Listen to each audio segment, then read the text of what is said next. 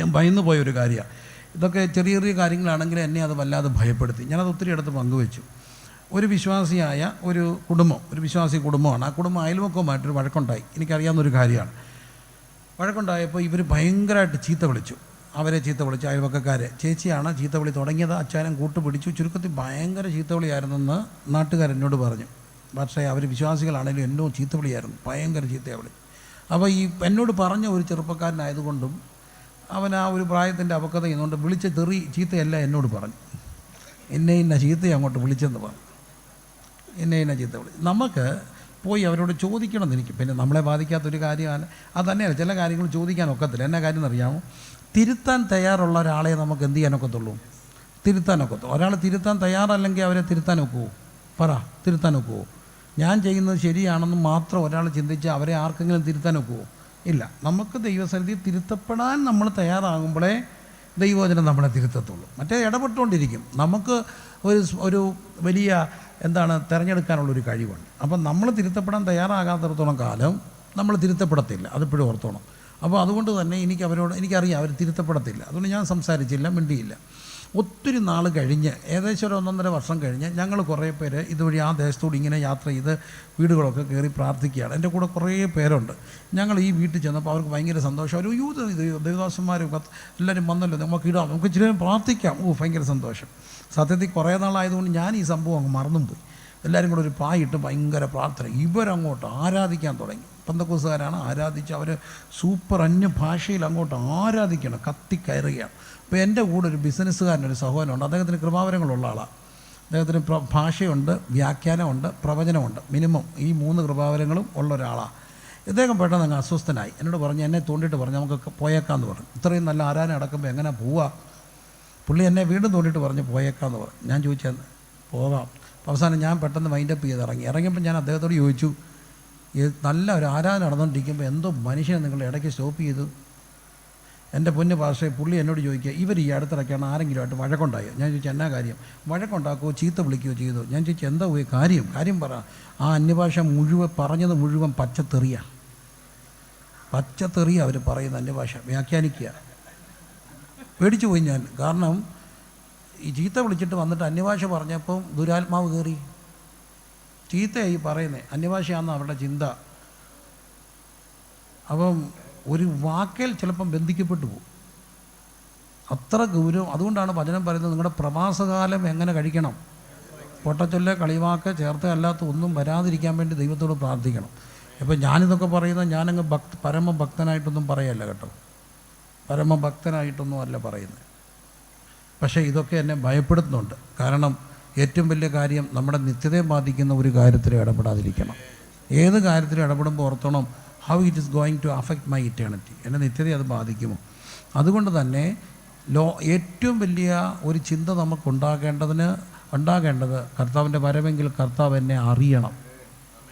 അന്ന് അവൻ എന്നോട് പറയണം, നല്ലദാസനെന്നു ചൊല്ലുന്നാൽ തൻ്റെ മുൻപാകെ ലജ്ജിതനായി തീർന്നു പോകാതെ നന്ദിയോടൻ പ്രിയൻ മുൻപിൽ പ്രേമ കണ്ണീർ ചൊരിഞ്ഞിടാൻ, നന്ദിയോടൻ പ്രിയൻ മുൻപിൽ പ്രേമ കണ്ണീർ ചൊരിഞ്ഞിടാൻ ഭാഗ്യമേറും മഹോത്സവ വാഴ്ചകാലം വരുന്നല്ലോ എൻ്റെ സമ്പത്തെന്നു ചൊല്ലുവാൻ. വേറെയില്ലൊന്നും യേശു മാത്രം സമ്പത്താകുന്നു. ചേർന്ന് പാടാമോ?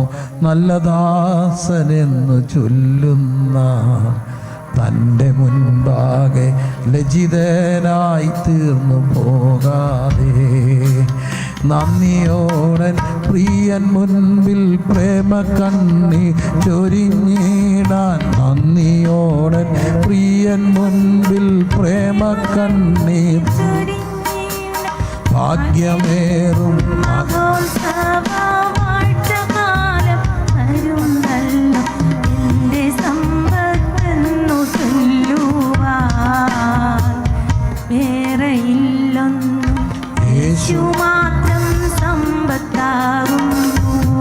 പ്രിയമുള്ളവരെ, അന്ന് ആ ദിവസം അവിടെ തന്നെ അറിയണ്ടേ? ലോകത്ത് ആരറിഞ്ഞാലും അങ്ങറിയാതെ പോയെങ്കിൽ എന്തൊരു ദുരന്തമായിരിക്കും, എന്തൊരു സങ്കടമായിരിക്കും. അതുകൊണ്ട് തന്നെ എത്ര ഗൗരവമായി ഈ കൊച്ചായുസിനെ കഴിക്കണം.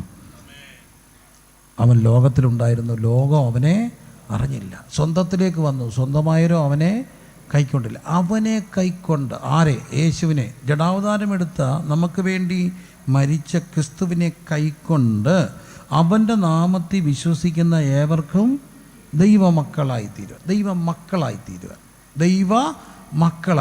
ഈ ഇന്നത്തെ ലോകത്തിൻ്റെ ഏറ്റവും വലിയ പ്രശ്നം എന്താണെന്നറിയാം? ഇന്നത്തെ ലോകത്തിൻ്റെ ഏറ്റവും വലിയൊരു പ്രശ്നം ആരുമില്ലെന്നുള്ളൊരു പ്രശ്നമാണ്. സിറ്റി, തിരുവനന്തപുരം ഒരു സിറ്റിയാണല്ലോ. നമ്മളെ ഇവിടെ തെക്കോട്ടൊക്കെ വരുമ്പോൾ കുറച്ചുകൂടെ ഗ്രാമ അവസ്ഥയാണ്. എന്നാൽ സിറ്റിയുടെ ഏറ്റവും വലിയ മെട്രോപൊളിറ്റൻ സിറ്റികളുടെ ഒരു പ്രശ്നം, സിറ്റിയെക്കുറിച്ചുള്ള ഏറ്റവും നല്ലൊരു ഡെഫിനിഷൻ ഞാൻ കേട്ടത് ഇങ്ങനെയാണ്: city is a place where there are lot of lonely people staying together. City is a place where there are lot of lonely people staying together. ആരുമില്ലാത്ത കുറേ ഒറ്റപ്പെട്ട മനുഷ്യർ ഒന്നിച്ച് താമസിക്കുന്ന ഇടത്തിൻ്റെ പേരാണ് എന്ത്? സിറ്റി. സിറ്റിയുടെ പ്രത്യേകത എന്താ? ആരുമില്ലാത്തവരാ. അവർ കുറച്ച് പേര് അങ്ങോട്ട് പോകുന്നു, കുറച്ച് പേര് ഇങ്ങോട്ട് വരുന്നു. അടുത്ത ഫ്ലാറ്റിൽ താമസിക്കുന്ന ആരാന്ന് ആർക്കെങ്കിലും അറിയാമോ? ഇല്ല. ധൃതിയാണ്. ബോംബെയിലോട്ടൊക്കെ ചെന്നൈയിലോട്ട് എന്തോ അവിടുത്തെ ലോക്കൽ ട്രെയിനിൽ ആയിരങ്ങൾ യാത്ര ചെയ്യുന്നു. ആര് എവിടെ? എന്നെ ഇടയ്ക്ക് ഒരുത്തൻ വീണ് കിടന്നാൽ ട്രെയിൻ അടി കയറിയാൽ ആരറിയുന്നു? City is a place where there are lot of lonely people. ആരുമില്ലാത്ത കുറേ മനുഷ്യർ ഒന്നിച്ച് താമസിക്കുക. ഏത് പ്രായത്തിലും നമുക്കത് തോന്നാം. കൊച്ചു മക്കൾക്കൊക്കെ അപ്പനും അമ്മയും പോയാൽ നമ്മൾ അവരെ വിളിക്കും എന്താ? അനാഥര. പക്ഷേ അഡൽട്ട് ഓർഫൻ എന്ന് പറയാറുണ്ട്. ഓർഫൻ. ഇന്നൊരു മനുഷ്യൻ എൻ്റെ അടുക്ക വന്നു, മടക്കേണ്ടതാവാണ്. ഒത്തിരി നേരം കരഞ്ഞു. ഞാൻ ചോദിച്ചാൽ എൻ്റെ അവസ്ഥ പോരാ, എനിക്ക് ആരുമില്ല. ഞാൻ ചോദിച്ചാൽ ആരുമില്ലേ?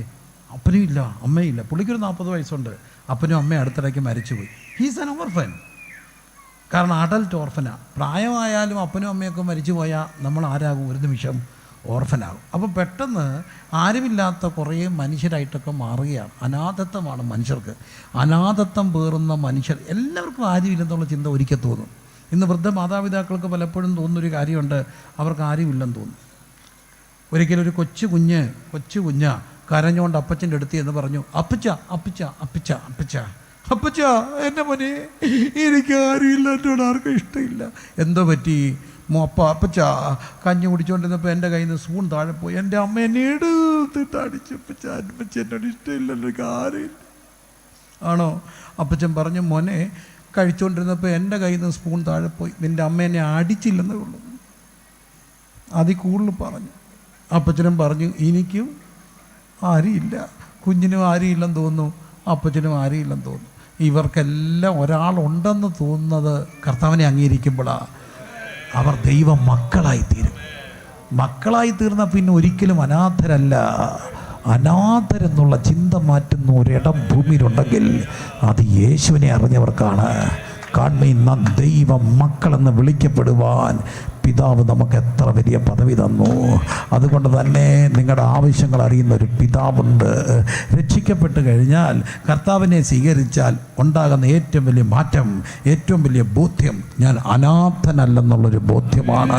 ഹല്ലേലൂയ. കാരണം അവനറിയാം, ഹല്ലേലൂയ, പിതാവില്ലാത്തവർക്കും നല്ലൊരു താതനും പെറ്റമ്മയെ കവിഞ്ഞാർദ്രവാനും വിധവിയുടെ കാന്തനും സാധുവിൻ്റെ അപ്പവും എല്ലാമായ കർത്താവ്. ഹല്ലേലൂയ.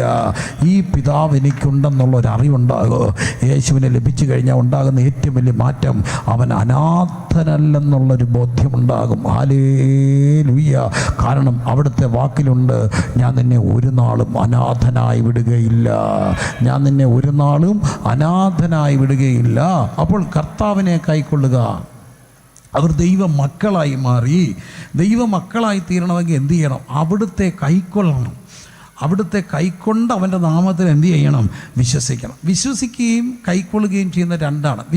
വിശ്വാസം കുറച്ചുകൂടെ ബൗദ്ധികമായ ഒരു അറിവാണ്. ശ്രദ്ധിക്കണേ, ബൗദ്ധികമാണ്, ബുദ്ധിപരമാണ്. ഒത്തിരി പേര് യേശുവിൽ വിശ്വസിക്കുന്നുണ്ട്. എനിക്ക് യേശുവിൽ വിശ്വസിക്കുന്ന 1000 പേരെ അറിയാം. പലരും സഭയുടെ ഭാഗമൊന്നുമല്ല. കാരണം അവർ യേശുവിൽ വിശ്വസിക്കുന്നു. ഞങ്ങൾ അവിടുന്ന് രാവിലെ പോകുന്ന പ്രൈവറ്റ് ബസ്സിലെല്ലാം 3 ഫോട്ടോ ഉണ്ട്. ഒന്ന് ശബരിമല ശാസ്താവിൻ്റെ ഫോട്ടോയാണ്, ഒന്ന് യേശു കർത്താവിൻ്റെ ഒരു ഫോട്ടോയാണ്, അപ്പുറത്ത് അറബിയിൽ എഴുതിയ എന്തൊക്കെയോ കുറച്ച് ചിഹ്നങ്ങളോ. അവരെല്ലായിടത്തും കാണിക്കയിടും. അവരും എന്ത് ചെയ്യുന്നുണ്ട്? വിശ്വസിക്കുന്നുണ്ട്. എല്ലാ ബഹുമാനത്തോടാണ് ഞാൻ പറയുന്നത്, അവരും വിശ്വസിക്കുന്നുണ്ട്. വിശ്വാസം എന്ന് പറയുന്നത് ബുദ്ധിപരമായൊരു അറിവാണ്. അറിവ് പോരാ, കൈക്കൊള്ളണം. കൈക്കൊള്ളുകയും അറിയുകയും ചെയ്യുന്ന രണ്ടാണ്.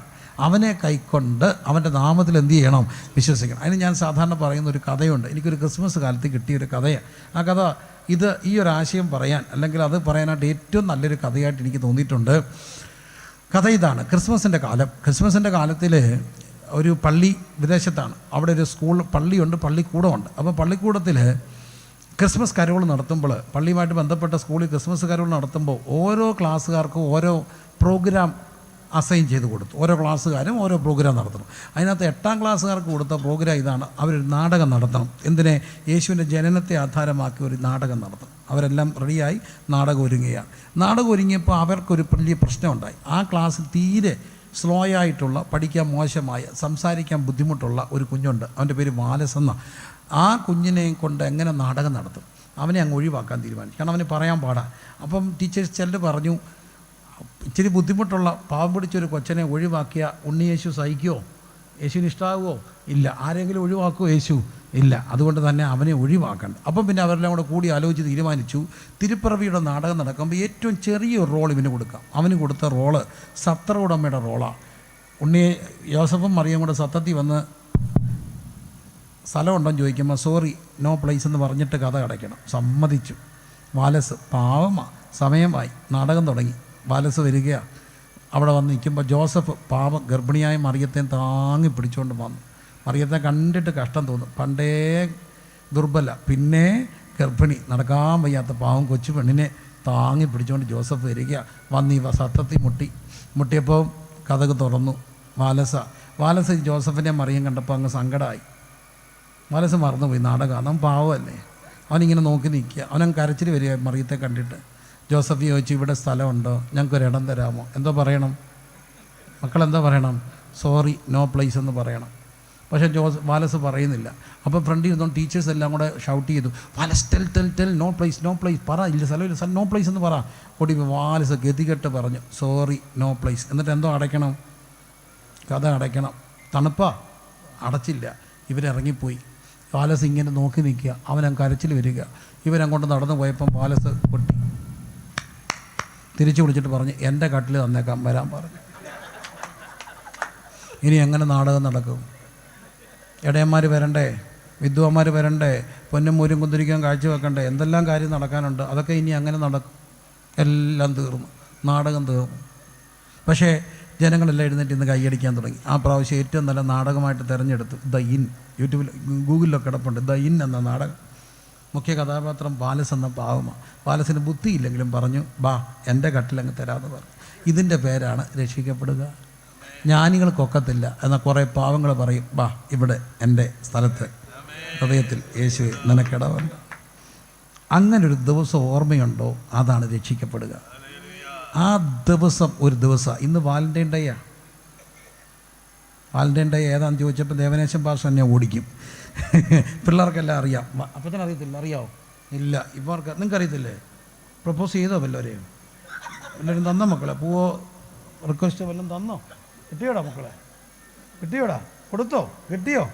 ഇല്ല. ഏതായാലും പിള്ളേരൊക്കെ നമുക്കും ഇതൊന്നും അറിയാൻ വയ്യാത്ത. ഇന്നലെ ഒരു മുട്ടയെന്ന് വിരിയാത്ത കൊച്ചനെ എൻ്റെ പുറകെ നടക്കുക. അങ്കിളെ എൻ്റെ തന്നെ മോനെ, അവനൊരു ഏതാണ്ടൊരു സിൽക്കി ബാറ് വേണം. ഞാൻ ചോദിച്ചു എന്തിനാ? എടാ എനിക്കൊരു 5 സ്റ്റാറിൻ്റെ ഒരു മേടിച്ചു കൊടുക്കണം, വലിയത്. അവസാനമാണ് ഞാൻ ഓർത്തെ വാലന്റൈൻ ഡേ ആർക്കണ്ട് കൊടുക്കാനാ? മുട്ടയെന്ന് വിരിയാത്തവനും വാലന്റൈൻ ഡേക്ക് ഗിഫ്റ്റ് കൊടുക്കാൻ പഠിക്കുന്ന ഒരു കാലമാണ് ഇപ്പം. കാലം പോയി. ഏറ്റവും നല്ല വാലന്റൈൻ ആരാന്നറിയാം? നമ്മുടെ കർത്താവാണ്. കർത്താവ് പറയണം, ബാ എൻ്റെ ഹൃദയത്തിൽ അങ്ങേക്കിടമുണ്ട്, എൻ്റെ ഹൃദയത്തിൽ അങ്ങേക്കിടമുണ്ടെന്നൊരു വാക്കൊരാൾ പറഞ്ഞാൽ ആ ഹൃദയത്തിലോട്ട് കർത്താവ് വരും. ഹല്ലേലൂയ. അവനെ കൈക്കൊണ്ട് അവൻ്റെ അത് ചിലപ്പോൾ ബുദ്ധിമാന്മാർ പറയത്തില്ല. മഹാത്മാഗാന്ധി യേശുവിൻ്റെ വചനങ്ങളെ ഇതുപോലെ അറിഞ്ഞൊരു മനുഷ്യനില്ല. മുഴുവൻ ചിന്തകളും തൻ്റെ ഫിലോസഫിയെ മുഴുവൻ സ്വാധീനിച്ചത് ക്രിസ്തുവിൻ്റെ മൊഴികളാണ്, പ്രത്യേകിച്ച് ഗിരിപ്രഭാഷണം മുതലായ കാര്യങ്ങൾ. പക്ഷേ ഒരിടത്ത് വന്നപ്പോൾ മഹാത്മാഗാന്ധി ഒന്ന് ഇടറിയുന്നു, യേശുവിനെ കർത്താവെന്നും ദൈവമെന്നും അംഗീകരിക്കുവാൻ. അവിടെ മഹാത്മാഗാന്ധിക്ക് സാധിച്ചില്ല. കാരണം ബുദ്ധിരാക്ഷസന്മാർക്ക് അതൊക്കത്തില്ല. എന്നാൽ പാവങ്ങളായ ദൈവമക്കളെ പറയും, എൻ്റെ ഹൃദയത്തിൽ അങ്ങേക്കിടമുണ്ട്. വലിയ ബുദ്ധിമാന്മാർക്കൊക്കാത്തത് ശിശുക്കൾക്ക് വെളിപ്പെടുത്തി കൊടുക്കും. ജ്ഞാനികൾക്ക് മറച്ചു വെച്ചിട്ട് ഈ രാത്രി എൻ്റെ ഹൃദയത്തിൽ അങ്ങേക്കിടമുണ്ടെന്ന് വ്യക്തിപരമായി ഏറ്റുപറയുമോ അതിൻ്റെ പേരാണ് രക്ഷിക്കപ്പെടുക. അവിടെ ഒരു കാര്യം സംഭവിക്കും. ഈ ദൈവം നിങ്ങളുടെ ആരാകും? ഈ ദൈവം നിങ്ങളുടെ ആരാകും? പിതാവാണ്. പിതാവായിട്ട് ദൈവം ഉണ്ടെന്ന് പറയുന്ന ചെറിയൊരു കാര്യമല്ല. ഞാൻ ഈ ദൈവത്തെ അറിവിൻ്റെ ലോകത്ത് അറിഞ്ഞവനാണ്. എല്ലാവരും അങ്ങനെയാണ്. സൺഡേ സ്കൂളിൽ നമ്മൾ പഠിച്ചു യേശുവിനെ. അത് നമ്മൾ അറിവാണ്. കുറച്ചുകൂടെ കഴിയുമ്പോഴാണ് ഈ അറിവ് അനുഭവമാകും. അതെപ്പോഴാണ്? ദൈവത്തെ ഹൃദയം കൊണ്ട് സ്വീകരിക്കുമ്പോഴാണ്. അപ്പോഴാണ് മനസ്സിലാക്കുക ഈ ദൈവം നമ്മുടെ ആരാ? പിതാവാണെന്നുള്ള അറിവ്. ദൈവത്തെ പിതാവായിട്ടറിയുക, പിതാവായിട്ടറിയുക, പിതാവായിട്ടറിയുക. ദൈവം പിതാവാണ്. ആ പിതാവിൻ്റെ ഒരു പ്രത്യേകതയുണ്ട് കേട്ടോ. നിങ്ങൾ ചോദിക്കും മുമ്പ് നിങ്ങളുടെ ആവശ്യം അറിയുന്നൊരു പിതാവാണ്. നിങ്ങൾ ചോദിക്കും മുമ്പ് നിങ്ങളുടെ ആവശ്യം അറിയും. ഞാനതിന് ഒരനുഭവം പറയാം. ഞാൻ ഒത്തിരി ആക്കുമ്പോൾ ഇങ്ങനെ തെക്കുന്ന വീട്ടിലോട്ട് പോവുക. മണിക്ക് ഒരു 4-4:30 4:30 വൈകുന്നേരം എന്നെ ഒരു സഹോദരൻ വിളിച്ചിട്ട് പറഞ്ഞു, പക്ഷേ ഞാൻ അതുവഴി വരുന്നുണ്ട്, പക്ഷേ എനിക്ക് വീട്ടിൽ കയറാൻ സമയമില്ല, ഞാൻ ടൗണിലോട്ട് വരാം, ഒരാളെ ആരെയെങ്കിലും ടൗണിലോട്ട് ഒന്ന് വിടണം. ഞാൻ ചോദിച്ചു എന്തിനാ? കുറച്ച് സാധനം എൻ്റെ കയ്യിലുണ്ട്, നിങ്ങൾക്ക് തരാൻ വേണ്ടി മേടിച്ച കുറച്ച് പ്രോൺസാണ്, ചെമ്മീനാണ്, അത് തരാൻ വേണ്ടിയാണ്. വീട്ടിൽ കയറാൻ എനിക്ക് സമയമില്ല, ആരെങ്കിലും ഒന്ന് വിട്ടേക്കാവോ? ശരി. ഞാൻ എൻ്റെ ഭാര്യയെ വിളിച്ചു. സമയം വൈകുന്നേരം ഏതാണ്ട് 4:30 സ്കൂൾ വിട്ട് പിള്ളേർ വരുന്ന സമയം. ഞാൻ എൻ്റെ ഭാര്യയെ വിളിച്ചിട്ട് പറഞ്ഞു, അവളെ ഇങ്ങനെ ഇന്നാര് വിളിച്ചു, ഞങ്ങളുടെ ഒരു സുഹൃത്താണ്, അദ്ദേഹം വരുന്നുണ്ട്, വീട്ടിൽ കയറാൻ സമയമില്ല, അതുകൊണ്ട് ടൗണിലോട്ട് ആരെങ്കിലും ഒന്ന് വിട്ടേര്, പുള്ളിയുടെ കുറച്ച് സാധനമുണ്ട്. അവൾ ചോദിച്ചു എന്താ? പ്രോൺസ് ആണെന്ന് കേട്ടപ്പോൾ അവൾ കരയാൻ തുടങ്ങി. ഫോണിൽ കൂടെ എനിക്ക് കേൾക്കാം, വല്ലാതെ വിതുമ്പുന്നു. ഞാനോർത്ത് ഈ പ്രോൺസ് എന്ന് പറയുമ്പോൾ കരയുന്നത് എന്തിനാ? ഞാൻ ചോദിച്ചു നീ എന്തിനാ വിതുമ്പുന്നേ? അപ്പോൾ എൻ്റെ ഭാര്യ ഉണ്ട് പറഞ്ഞു, മോള് കുഞ്ഞ് സ്കൂളിൽ നിന്ന് വന്ന ഉടനെ ആ ബായി അങ്ങോട്ട് താത്ത് വെച്ചിട്ട് പറഞ്ഞു, അമ്മ ഇന്ന് ഞങ്ങളുടെ ക്ലാസ്സിൽ ഒരു കൂട്ടുകാരത്തി പ്രോൺസ് ബിരിയാണി വെച്ചോണ്ട് വന്നു, ഞങ്ങൾക്ക് ഇച്ചിരി തന്നു, എന്നോ രുചിയാണെന്നറിയാമോ, അതുകൊണ്ട് ഇച്ചിരി പ്രോൺസ് ബിരിയാണി വെച്ച് തരാമോ? എടുത്ത വൈകിട്ട് അവളൊരു കൊട്ടേഷൻ അടിച്ചു. ഈ വീട്ടിൽ നടക്കത്തില്ലെന്നറിയാം, നമ്മുടെ കാര്യങ്ങൾ നടക്കത്തില്ലെന്നറിയാം, പിന്നെ പറഞ്ഞെന്നേ ഉള്ളേ എന്നൊരാക്കിയൊരു വർത്താനം. ഇത് പറഞ്ഞ് വായിലിട്ടില്ല. അപ്പോഴാണ് സുഹൃത്ത് വിളിക്കുക, പ്രോൺസുമായിട്ട് വരുന്നുണ്ട്. ഞാൻ ആ സുഹൃത്തിനോട് ചോദിച്ചു എപ്പോഴാണ് മേടിച്ചത്, എവിടുന്ന് കിട്ടിയാ? ഉച്ചയ്ക്ക് ആലപ്പുഴ വഴി വന്നപ്പോൾ പ്രോൺസ് ഇരിക്കുന്ന കണ്ടപ്പോൾ നിങ്ങൾക്ക് തരാമെന്ന് വെച്ച് മേടിച്ചതാണ്. ഞാൻ എൻ്റെ മക്കളെ വിളിച്ച് പറഞ്ഞു, മുഖ്യമന്ത്രിയുടെ മോളാണെങ്കിൽ ചോദിച്ചാൽ കിട്ടും, ഡോക്ടറുടെ മക്കളാണെങ്കിൽ പറഞ്ഞാൽ കിട്ടും, പക്ഷേ നീ ഉച്ചയ്ക്ക് ചിന്തിച്ചു വൈകുന്നേരം പറയണം. അപ്പോൾ ആലപ്പുഴ വഴി വന്ന ഒരുവനോട് മേടിച്ചോളാം പറഞ്ഞത് ഈ അപ്പൻ്റെ മക്കൾക്ക് മാത്രമുള്ള പ്രിവിലേജാണ്. ഇതാണ് ഈ അപ്പൻ്റെ പ്രത്യേകത. ചോദിക്കും മുമ്പ് അറിയുന്നൊരപ്പൻ. ഈ അപ്പൻ്റെ മക്കളായി തീരുന്നതിനെക്കാട്ടിലും വലിയൊരു ഭാഗ്യപദവി ഉലകത്തിൽ എന്താ? അതൊരു അപമാനമൊന്നുമല്ല. ഞങ്ങളെന്തിനാ സുവിശേഷം പ്രസംഗിക്കുന്നത്? ഞങ്ങൾക്ക് ലോകത്തെല്ലാവരോടും പറയാനൊരു സന്ദേശമുണ്ട്, ഈ ദൈവം ഞങ്ങളുടെ അപ്പനാണെന്ന്. ഞങ്ങളുടെ അപ്പനെക്കുറിച്ച് പറയാൻ ഞങ്ങൾക്ക് എന്തെങ്കിലും ലജ്ജിക്കാനാ? ഇത്ര നല്ലൊരു പിതാവിനെ പരിചയപ്പെടുത്തുന്നതിൻ്റെ പേരാണ് സുവിശേഷ വേല. ഇത്ര നല്ലൊരു പിതാവിനെ പരിചയപ്പെടുത്തുന്നതിൻ്റെ പേരാണ് സുവിശേഷ വേല. ഈ നല്ല പിതാവിനെ എല്ലാവരോടും പറയുക, ഇങ്ങനൊരു അപ്പനുണ്ട്, ജീവൻ തന്ന് സ്നേഹിക്കുന്ന ഒരു അപ്പനുണ്ട്, കൈവിടാത്തൊരപ്പനുണ്ട്. ആ അപ്പൻ്റെ മക്കളായി തീരുക. അവനെ കൈക്കൊണ്ട് അവൻ്റെ നാമത്തിൽ വിശ്വസിക്കുന്ന ഏവർക്കും ദൈവം മക്കളായി തീരുവാൻ അവിടുന്ന് അധികാരം കൊടുത്തു. എന്നെ കേൾക്കുന്ന പ്രിയപ്പെട്ട സഹോദരങ്ങളെ, അങ്ങനെ ഒരു ദിവസം നിങ്ങളുടെ ജീവിതത്തിൽ ഓർമ്മയുണ്ടെങ്കിൽ നിങ്ങൾ ഭാഗ്യവാന്മാരാണ്. അതില്ലെങ്കിൽ ഇന്ന് രാത്രി ദൈവത്തോട് പറയണം, എൻ്റെ ഹൃദയത്തിൽ അങ്ങേക്ക് ഇടമുണ്ട്. ഹല്ലേലൂയ. ഞാനൊരു സുവിശേഷകൻ, എൻ്റെ ഹൃദയത്തിൽ അങ്ങേക്കിടമുണ്ട്.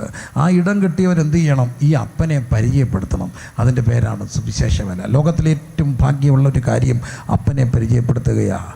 അപ്പനെ പരിചയപ്പെടുത്തി കഴിഞ്ഞാൽ പിന്നെ എന്തൊരു സംതൃപ്തിയാണെന്നറിയാമോ? അതിൻ്റെ പേരാണ് സുവിശേഷ വേല.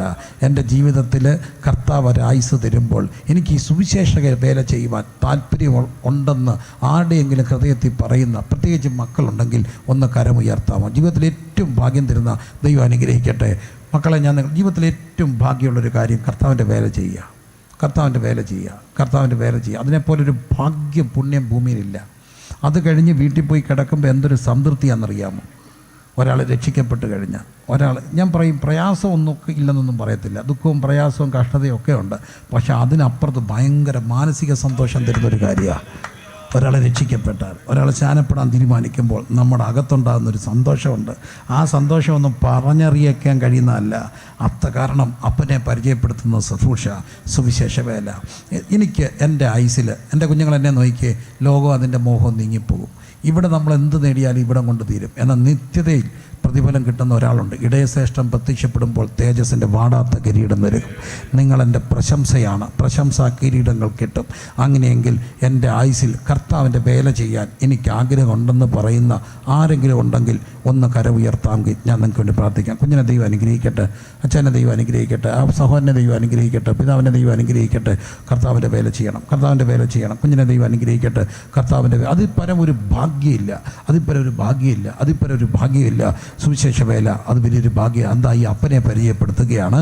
അപ്പോൾ 1-ാം അധ്യായത്തിൽ ഒരു പുതിയ ദൈവിക വെളിപ്പാട് കാണുക. ദൈവം മനുഷ്യനായി നമുക്ക് തൊടാവുന്ന പാകത്തിൽ ആ ദൈവത്തെ സ്വീകരിക്കുമ്പോൾ അപ്പൻ്റെ മക്കളായി മാറും. 2-ാം അധ്യായത്തിലേക്ക് വരുമ്പോൾ, ഞാൻ വേഗത്തിൽ മുമ്പോട്ട് പോകുക, 2-ാം അധ്യായത്തിലേക്ക് വരുമ്പോൾ 3-ാം നാൾ ഗലീലയിലെ കാനാവിൽ എന്തുണ്ടായിരുന്നു?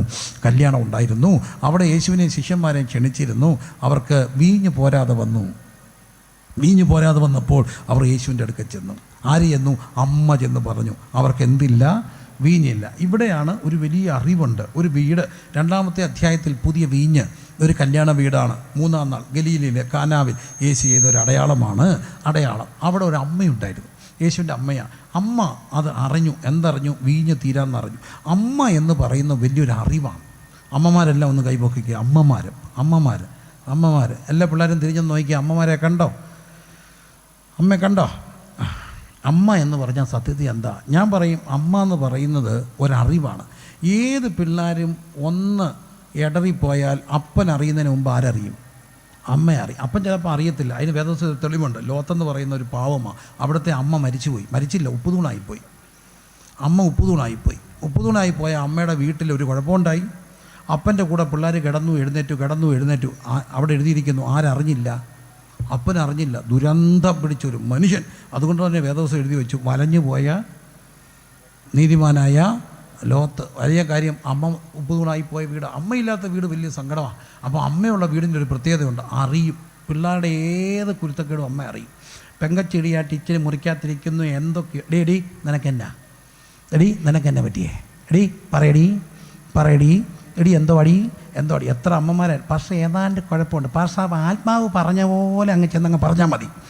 ഏതാണ്ട് കുഴപ്പമുണ്ട്. ഞാൻ പറഞ്ഞു, എന്നെ കൂടെ നരകത്തിൽ കൊണ്ടിടാൻ എൻ്റെ ആത്മാവിന് കള്ളം പറയിപ്പിക്കണോ? അല്ല പക്ഷേ അവൾക്ക് ഏതാണ്ട് എല്ലാ പിള്ളേരുടെയും കുരുത്തക്കേട് കണ്ടുപിടിക്കുന്ന ആരാ? അമ്മയാണ്. അമ്മ അറിയും. എന്നോട് പിള്ളേരൊക്കെ യൂത്ത് ക്യാമ്പിലൊക്കെ പ്രസംഗിച്ച് കഴിയുമ്പോൾ ചോദിക്കും, പാഷക്ക് പ്രേമം ഒന്നും ഉണ്ടായില്ലേ? പാഷക്ക് ഇത് പറയുമ്പോൾ ഞാൻ പറയും, എൻ്റെ കൊച്ചേ, എനിക്ക് പ്രേമം തോന്നിയതിന് എന്നോട് തോന്നിയില്ല, എനിക്ക് തോന്നിയതിന് എന്നോട് തോന്നിയില്ല, എന്നോട് തോന്നിയതിനോട് എനിക്കും തോന്നിയില്ല. രണ്ടും കൂടെ അടുത്തപ്പോൾ അമ്മ പിടിച്ചു. പിന്നെ അമ്മയുടെ ജോലി എന്താ? പ്രാർത്ഥിക്കുക, പൊട്ടിക്കുക. എൻ്റെ അമ്മ പറയുന്നൊരു കാര്യം ഉണ്ടായിരുന്നു, പിടിക്കും, അറിയും, പൊട്ടിക്കുകയാണ് അമ്മയുടെ ജോലി. സകലതും പൊട്ടിക്കും. അമ്മാസമം അറിയുന്നവൾ. അറിഞ്ഞിട്ടത് ആരോട് പറഞ്ഞു? യേശുവിനോട്. എല്ലാ കുറവും ആദ്യം അറിയുന്ന ആരാ? അമ്മയാണ്. ഈ വീടിൻ്റെ പ്രത്യേകത എന്താ? 3-ാം നാൾ ഗലീലയിലെ കാനാവിൽ. ഇവിടെ അവർ കല്യാണം നടത്തുകയാണ്. കല്യാണം എന്നൊക്കെ പറയുമ്പോൾ നമുക്കറിയാം, കല്യാണത്തിൻ്റെ ശുശ്രൂഷ പ്രധാനപ്പെട്ട ഒരു കാര്യം. എന്നാൽ പലപ്പോഴും ശുശ്രൂഷയെക്കാട്ടും നമ്മൾ പ്രാധാന്യം കൊടുക്കുന്നത് എന്തിനാ? ബാക്കി കാര്യങ്ങൾക്കാണ്, അല്ലേ? സദ്യ, ആൾക്കാരെ വിളിക്കുന്നു, കൊടുക്കണം, തികയണം. ക്രൈസ്തവ പാരമ്പര്യത്തിൻ്റെ ഒരു പ്രത്യേകതയുണ്ട്. ക്രൈസ്തവ പാരമ്പര്യത്തിൽ തികയണമെന്നുള്ളതാണ്, തികയാതെ പോകരുതെന്നുള്ളതാണ് ക്രൈസ്തവ പാരമ്പര്യം. അതിനൊരു തെളിവ് വേദവസത്തിലുണ്ട്. 5 അപ്പം കൊണ്ട് എന്ത് പേരെ പോഷിപ്പിച്ചു? 5000 പോഷിപ്പിച്ചു. എന്നിട്ടോ ബാക്കി പറ. 12 കൊട്ടം മിച്ചം എടുത്തു. എന്തിനാ? എനിക്കും അത് 12 കൊട്ടം. പക്ഷേ ആ അറിവ് എനിക്കൊരു അത്ഭുതമായിട്ട് തോന്നിയത്, ഒരു പാവം പിടിച്ച് ഉപദേശി അങ്ങനെ ഒരു കൺവെൻഷൻ പ്രാർത്ഥിച്ചപ്പോഴാണ്. പുള്ളിക്കാരനോട് പ്രാർത്ഥിക്കാൻ പറഞ്ഞപ്പോൾ ആ പാവം പിടിച്ച് ഉപദേശി എഴുന്നേറ്റ് 1.5 പ്രാർത്ഥന അങ്ങ് പ്രാർത്ഥിച്ചു. സർവ്വശക്തനായ ദൈവമേ, പിന്നെ ഒരു പ്രാർത്ഥന, 5 അപ്പം കൊണ്ട് 5000 പോഷിപ്പിച്ച്, ആ 5000 പോഷിപ്പിച്ച് എല്ലാത്തിനെയും 50 വീതം ഇരുത്തി നിറച്ച് കൊടുത്ത്, അത് മിച്ചം വന്നത് ആ അപ്പോസ്തലൻ പറഞ്ഞു പറക്കടാന്ന് പറഞ്ഞ് കൊട്ടയും കൊടുത്തു വിട്ട് 12 കൊട്ടം പറച്ച് നിറപ്പിച്ചിട്ട് ആ 12 അപ്പോസ്തലന്മാരുടെ തലയിലോട്ട് ആ കൊട്ട പിടിച്ചു കൊടുത്തിട്ട് കൊടുക്കടാ വീട്ടിൽ നിന്ന് പറഞ്ഞ് 12 മുക്കവക്കുടിയിലെ പട്ടിണി മാറ്റിയ എൻ്റെ കർത്താവേ, 2 അടിയുടെ നെഞ്ചത്ത് 12 മുക്കവക്കുടിയിലെ എന്തോ മാറ്റി പട്ടിണി മാറ്റിയ കർത്താവേ. അപ്പം തികയണം, മിച്ചം വരണം. അതൊരു ക്രൈസ്തവ പാരമ്പര്യമാണ്. മിച്ചം വരുന്നത് എന്തിനാ? പെൺപിള്ളേരൊക്കെ കല്യാണം കഴിഞ്ഞ് പോകുമ്പോൾ പറയും, എടി ആ കാരണവന്മാർ പറയും, എടി വൈകിട്ടത്തേനുള്ളത് എന്ത് ചെയ്യും, കൊണ്ടുപോയി ഇനി വീട്ടിൽ പോയിട്ടൊന്നും എന്ത് ചെയ്യണ്ട, വെക്കണ്ട, അയൽപക്കത്തെ വീടുകളിലൊക്കെ ഇച്ചിരി കൊടുക്കും. അതൊരു ക്രൈസ്തവ പാരമ്പര്യം. മോശപ്പെട്ട പാരമ്പര്യമാണോ? അല്ല. എന്നാൽ ചിലരുണ്ട് അവരെന്തോ ചെയ്താലും തികയത്തില്ല. അങ്ങനെയുള്ളവരുമുണ്ട്. അവരുടെ ഇടയോഗം നടത്തിയാലും തികയത്തില്ല. ഈ ഇടയ്ക്ക് ഒരു ഇടയോഗം നടത്തിയപ്പോൾ അവിടെ ഒന്നുമില്ല. ഒത്തിരി പേരെ വിളിച്ചിട്ട് അപ്പവും കറിയും ചിക്കൻ കറിയാണെന്നാണ് പറയുന്നത്. നമ്മുടെ പിള്ളേരല്ലേ, പുറത്ത് കമൻറ്റ് കേൾക്കാം, പാസ്റ്റേ ചിക്കനില്ല, മുങ്ങൽ വിദഗ്ധരെ വിളിക്കട്ടെ, എന്തിനാ, കഷ്ണം ഉണ്ടോ എന്ന് നോക്കാൻ. അപ്പം വേറൊരുത്തൻ പറയുന്നു, ഇത് ന്യൂ ട്രെൻഡാണ്, ചിക്കൻ അരച്ച് ചേർത്തേക്കുക. ഗതികെട്ടന എന്തും മനുഷ്യരാതൊക്കെ. അപ്പോൾ കൊടുക്കുകയാണെങ്കിൽ കൊടുക്കണ്ടേ. പിള്ളേർ പറയാം മുങ്ങൽ വിദഗ്ധരെ വിളിക്കാൻ. അടുത്ത കമൻറ്റ് അരച്ച് ചേർത്തേക്കാം. എൻ്റെ പൊന്നെ, കൊടുക്കുകയാണെങ്കിൽ നല്ലപോലെ കൊടുക്കണ്ടേ. ഇതൊരു ക്രൈസ്തവ പാരമ്പര്യ. ഇവിടെ തികയത്തില്ല. നാണക്കേടല്ലേ? തികഞ്ഞില്ല, നാണക്കേടാണോ? പറ, നാണക്കേടാ. ഇവരൊത്തിരി കണക്ക് കൂട്ടിയതാണ്, പക്ഷേ കണക്കെല്ലാം തെറ്റിപ്പോയി. ഞാനിപ്പോഴും ഓർക്കുന്നുണ്ട്, ഞങ്ങളുടെ അവിടെ ഒരു കല്യാണം നടന്നു, വലിയ കല്യാണമാണ്. പക്ഷേ തലേദിവസം ഒരു ബന്ധു വന്നപ്പോൾ ഇവർ ഓർത്ത് ആരും വരത്തില്ലെന്ന്. 2000 പേരെ വിളിച്ചത് 500 പേരാക്കി.